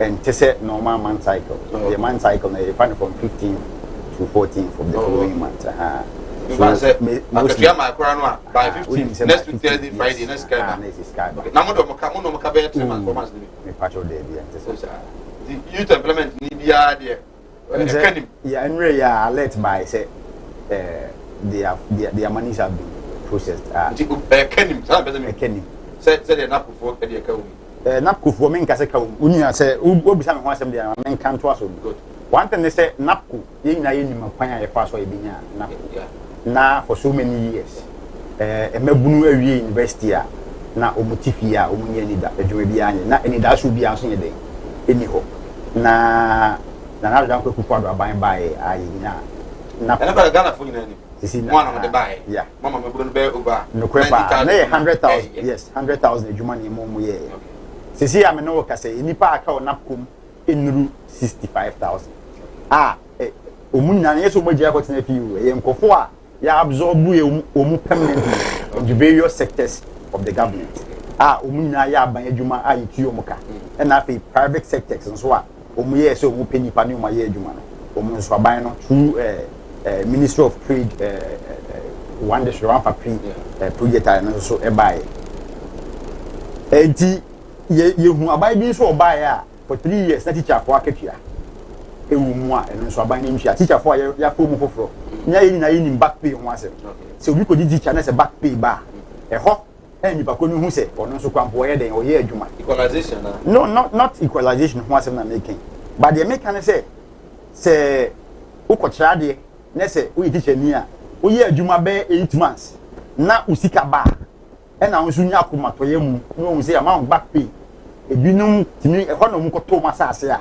wo nso esi mu dan oso de bo mu bra what you say ba aban bi pen so no obi a wa ye adwuma for so many years bi kwa 3 years na aban ne ka se market ya ne ntimi ntua sa 3 years na ma ntua 3 months pe ene de ma wo enti se ne se aban bi ama wahwe mu no ama napku eye na se 3 months usika maya me de me hu ne se aban e de oka ya de eye se ayebhihye be da so esan se eye den ya aban betua ye na ye nim se me anti teacher for 3 years ye ntwe mu ka no me experience me was experience because na me nua bi a e ka ho bi sa yawo no okom bi e ko wi ya se na 3 months esika eni etua ma se nipa no unua de me ka kosi nyina ne se aban de oka na nyi obi hu bia na de oka napko e ba yi se ya ye san ka se omu ese ye nka na aban no enfo mu pem ne yesa omu policy no e kwa wiye for 12 for next October no omu hu what ya se bia omu befa no kwanyam ye nimu ni ya asema edika ye se ye ka na minim se aban ni so adwu no owo e free say ye fa nipa 100,000 no edidi mu a emu be 35,000 over omotiri nya permanent job ne de enkosi se omo time no nso no na emu bebere na unim se teachers kwan pa ewu mu no omu nso omo amukoye lancashire exams nyina no omu nyina aban na fa wo mu okay nurses poa na ewo na komu enne ne na me no ka sei nurse ni bia ni ho a na owo pin a oye na poa ebepem ne odaso wo na komu what you say 2012 eba nyina na aban ne mfa nurses po saa time omo ye fomu na komu nyina no saa bere a me no ka sei omu nyina nya permanent job omu ye adwuma as nurse omo ka se mu hu omo kwano no ndaso ho me ni ndaso ho se omu nso betinye nya adwuma papa aye dey aye sese no omo adwuma nya no aye simple esan saa time no mo tipi na there was no experience for you to write even so prepare CV grandpa obi aka say experience yes working experience but then the government has given them hope with so many years 3 years working experience and now they are and therefore what you say ni gidi say ebetimi aboa ma be bia obi apeso ko hye bia no nyame beboa enam so ma na nya uni me aban beba sa aban de Kenya so ho beba me constituency ye atwa wa beja south municipal enipa no mo ye napku no mo ye 1200 na me no ka say aka enipa no be 600 pe omu nyina no yes half ko omu nyina nya adwuma ye integrate omu into various sectors omu ye adwuma de boa for mine no what do you say e bia homana tum na onso watimi afre no agenche no etumi e de aba we say Mike, good evening. I keep enjoying your show. Greetings to the NPP man at your studio. But please tell the NPP man to immediately call the headmaster if he is part of us to calm down and Debbie. My catch them say, okay, we say, Mike, the fact is during President Mohammed's time, a cocoa farmer was able to buy 26 bags of cement from 1 bag of cocoa. But for now, only 13 bags of cement for 1 bag of cocoa. Check the difference, right? You know, Evangelist. Senior. Napco. Yes. My 10 minutes na mfanka Napco for ho asem. Napco for amhwe me ene. I'm happy say obidi more messages aba omo ka say omo ye MPP for omo anetoma ananado ananado ene o say yentua ne yire ene ba mi ayire eka sani aban situa ne ka no former we for na regibi omo back the tiako 2017 shase nanado penso nanado na de sa de na ba but ne oye ne se otwe past leaders no de na be wuram just say be ya ye mu bi yentumi nka ne kase but nakofu na mu tie me meda de o send a message say mu na moto ma nanado no for me NAPCO was more of a political tool ye de be dada ye graduate ye youth no near the enya power no and that is exactly ade a MPP ye na omunya mentumi nka se omunyina omunya bi about 90% of them emo to aba no esan so renew na na do mandate no wo be kai se ye be kwa akwoto aba no mo ye se ye be ye President Mahama ka se oba ye be ye omo permanent ama MPP hyase mo nkɔ fele form se mo nye we na kofuo na bi sesi ya mene wo ka se messages se basa metumi asan so de me phone we am anopai so omo issue ba on a different platform no omo send me message sa minuanom na kofuo se me ka se aban we ni mo adi ni yi a na me dada mo me be kire mo maka na mesan so aka biom napko ye di yusu mo na omunya mo ne say ti ne say for me so be every university knowing senior university any fees a ye tua ye mu bia fam so I'm talking from experience na se wo ba na ban ye oteso no wantumi ama wa adwuma anya eha ayade eha adwe pa being honest and MPP NDC yenyina for some time ye who say employment sector no especially the public sector no aye kumabi so we must be intentional about employment and we say ye sheda say ye be create employment and on his excellency John Dramani Mahama share ade bi ase schools are o sisi ye no e block ba ku bia fa teachers saying say Mike yendi nkomo e block ba ku bia yes secondary school etumi fa teachers saying not only teachers but administrators some sectors are even just education no ebe absorb omo ne yaba no hospital ba ko ebe fa nipa saying and now trainees are sending us messages me NDC ni menka bi ma omo ebi na abasesi yi abrante ya o Sunday ama me o hwe o say for 5 months 700 cedis a month na buy one ne maame nete ne maame ye obi anani afi minim no abrewa maame ne nkomma ne ma graduates two boys omunyina wo napku 5 months ye ntu omoka so uko hu ba bi omote ene ekwan omutwa ka ska kura mpo a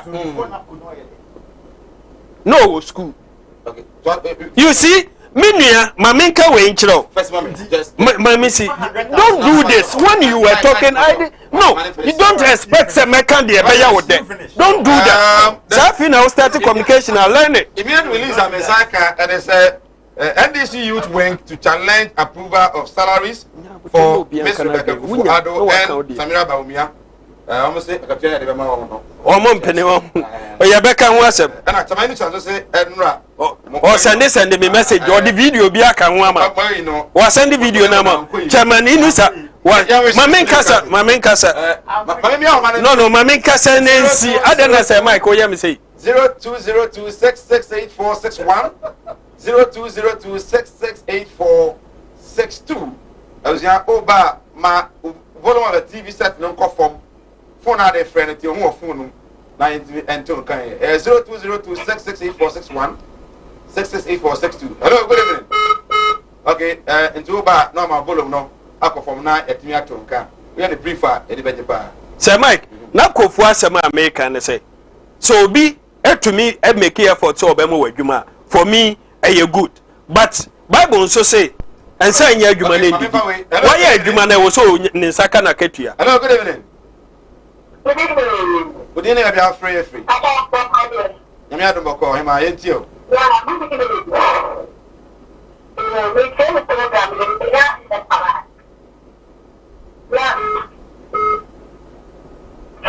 Am I at you, Casa?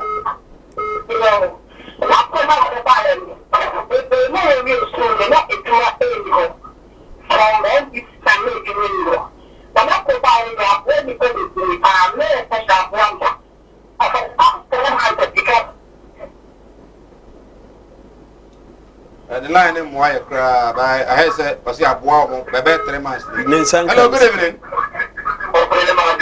My Joe saw him about my Joe saw penny. utie wo me se Obama ti wo no nkofom na etie ho phone na de frɛ no phone na de frɛ nya TV no e de mu an good evening sir we are free yetio Congress kasa yetio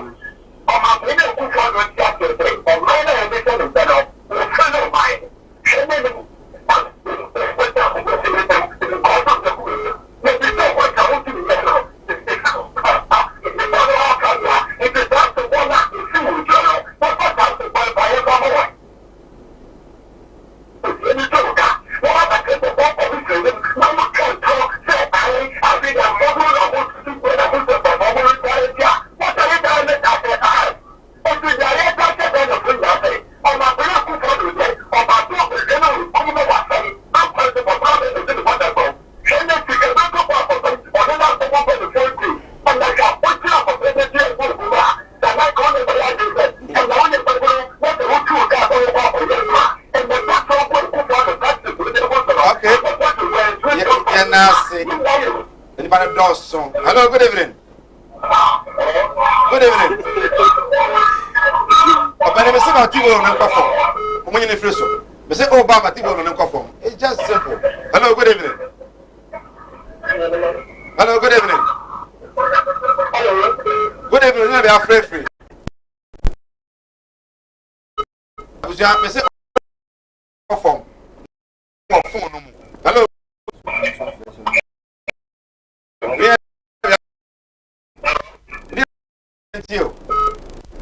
Yeah, but so my friend, like Kumawood TV. Abani kasa ehana wono. Yetio kasa. Yeah, like the person gentleman no TV so question the now he was talking about Achimang the gas house. Often women are not for the new 600. And enough employment. Many percent of my example, a job institution will be an employment for because we are here at Achimang with that south. Okay. All my one institution example will be enough employment. Okay, true. Where you are now? Hello, good evening. Hello, good evening. Hello. Hello, good evening. Good evening, Kasa Free. Okay, Atimoda, I'm my ATO. Hello. I'm my ATO, Kasa. The next matter said, and I did not found the ball of 1 year to me. The woman took it to the man every day. I'm not going to a cat. And this one is shot. And where did the girl have to put the shoe? The best coming in with the family I could see. It's nothing that is said to the man to a number of say what's it. This week, let's put the side of the shot. If we are now, only in the summer, we call it the and that's telling you. Very well. You're nasty. Hello, good evening. Hello, good evening. Hello. Good evening. Yeah, good evening. Good evening, Ashley Free and you. We bring you a the professional company. Mamponte, Asare, and you. You better get the million you know, of the another something of the chairman of PR, and I think you need one crown. Also, if you have another amount of money, you know, what I could not think. You could do another solution, and I will at 2016, one district, one country, one district, one constituency, $1 million. 1 million, one band, you want to that's not any of Neymar. You 2024, you be close, so I hope you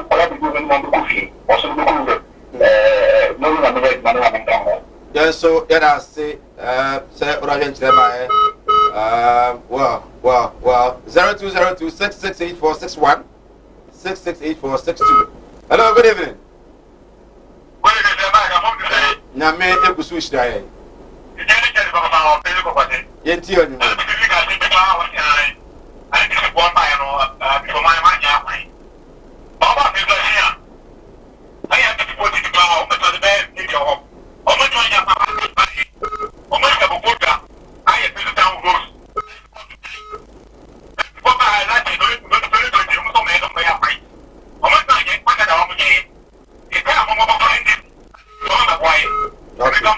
Right, yeah, that's it.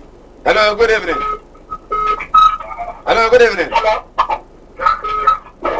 Hello, good evening.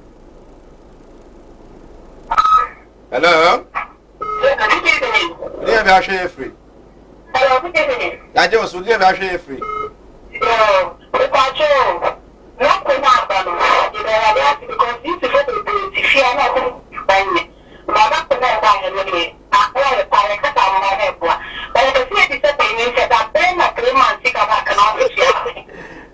Money at you. That's what means two political parties in power. They didn't know why they got. But now they Right. Okay. All right. Any other question? No. I think Yemfa last caller. Na Yemfa is emergency. Na Yemfa is. Hello. Good evening. Hello. Good evening. Openya ujina so majo. Ofaya mete unkacha kumfi bokode. Very well. Nyame be yenti onwure.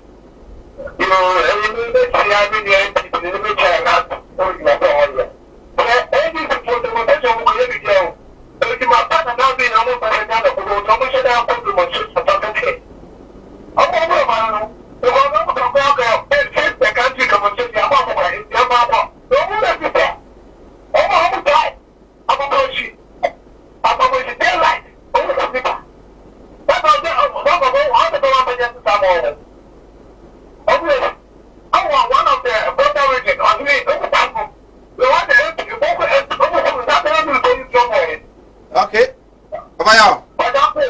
Obaya na say yemeno ayemre ofaya e kumfi nakwa central region yantia pa kwaduma ne yere wona ye bebere bi yere na hu so bi bakumase a wa ma ne ye bode ne menkene ne nyina bi e de aka ho.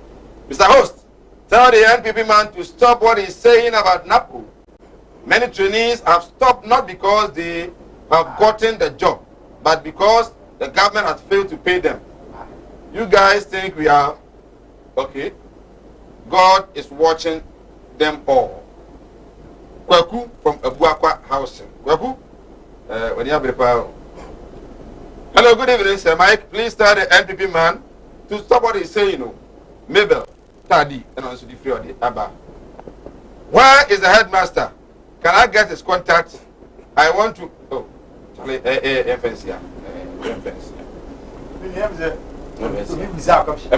yes, we have a question. Briefly, was it 1,002? No, we must 600 and then Mabejadi and Subia. Me institution, or some Kabako, but my man institution is 5. Okay. Uncle Hono check it. Okay. The man are great. Buffer, Mafos, Uncle, mint me mount number directly. A very local government service. Mobia assembly. This is assembly one as I have. Okay. Mobia, my former now be a fan. I have some mint come in 600 also. Nipa 600 and yadi da for mo. What dey boboko. Ape me wi ma bobo media. Me so be kum municipal. Okay. Enipa ma akwa minimum e na me point. Be kum municipal na e fan. O de ko bi brokum. Okay. De no ko brekum. No ye o mo. Yes, we ye o. E na fan ko bi. Oh, okay. Yes. Aha. Ape ko Ghana health service na kofo a no me ye nurses. Right. Ye almost asa na kofo no me ye nurses. Almost status. Okay. Let us see. Isaac Bosu, Atmango Beja, Municipal Director at the Emma Youth Employment Agency. Now, may I don't know if you feel good, maybe tomorrow. Ashanti region.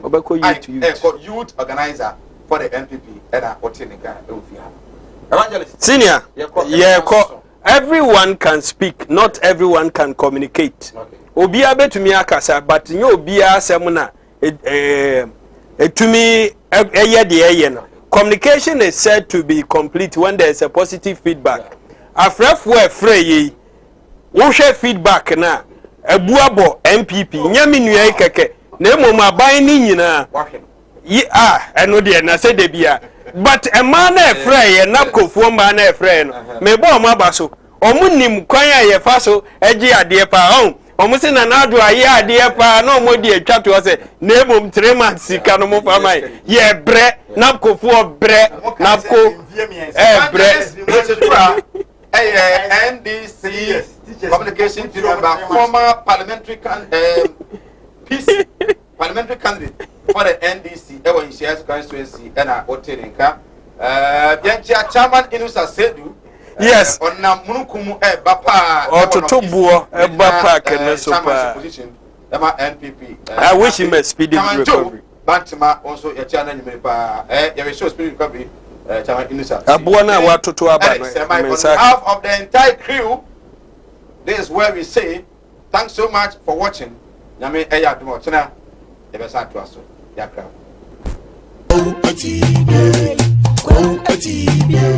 Animudia me manfo nyi bintina mo ne yira ebinum be from ho se me yo omo asofo nso no mo nya ma asorema akom obi o ho amene wo kasa isko ka chino wa ya stroke no enko malam sebra ya djuma memene da okay kwesi da ejuoda ebanada okuoda yawada efieda ana menya djuma na fieda wo beto me ya wo so me hwaw because nipa ana wo homeda nyankopon eni homeda okay akwala na wa wo no akwala na nya 10 years eko 15 years on nanteda woda fom obi so ho wa akwala na no isonsuo obi so ho so wa akwala no de ye ya afi no kon no ya na echi na da so ebia na ne tachere ma afi na ne tini enwo ye kete o ho na o chi ne tachere ma te se abo wo no malam se nkasa fa na bra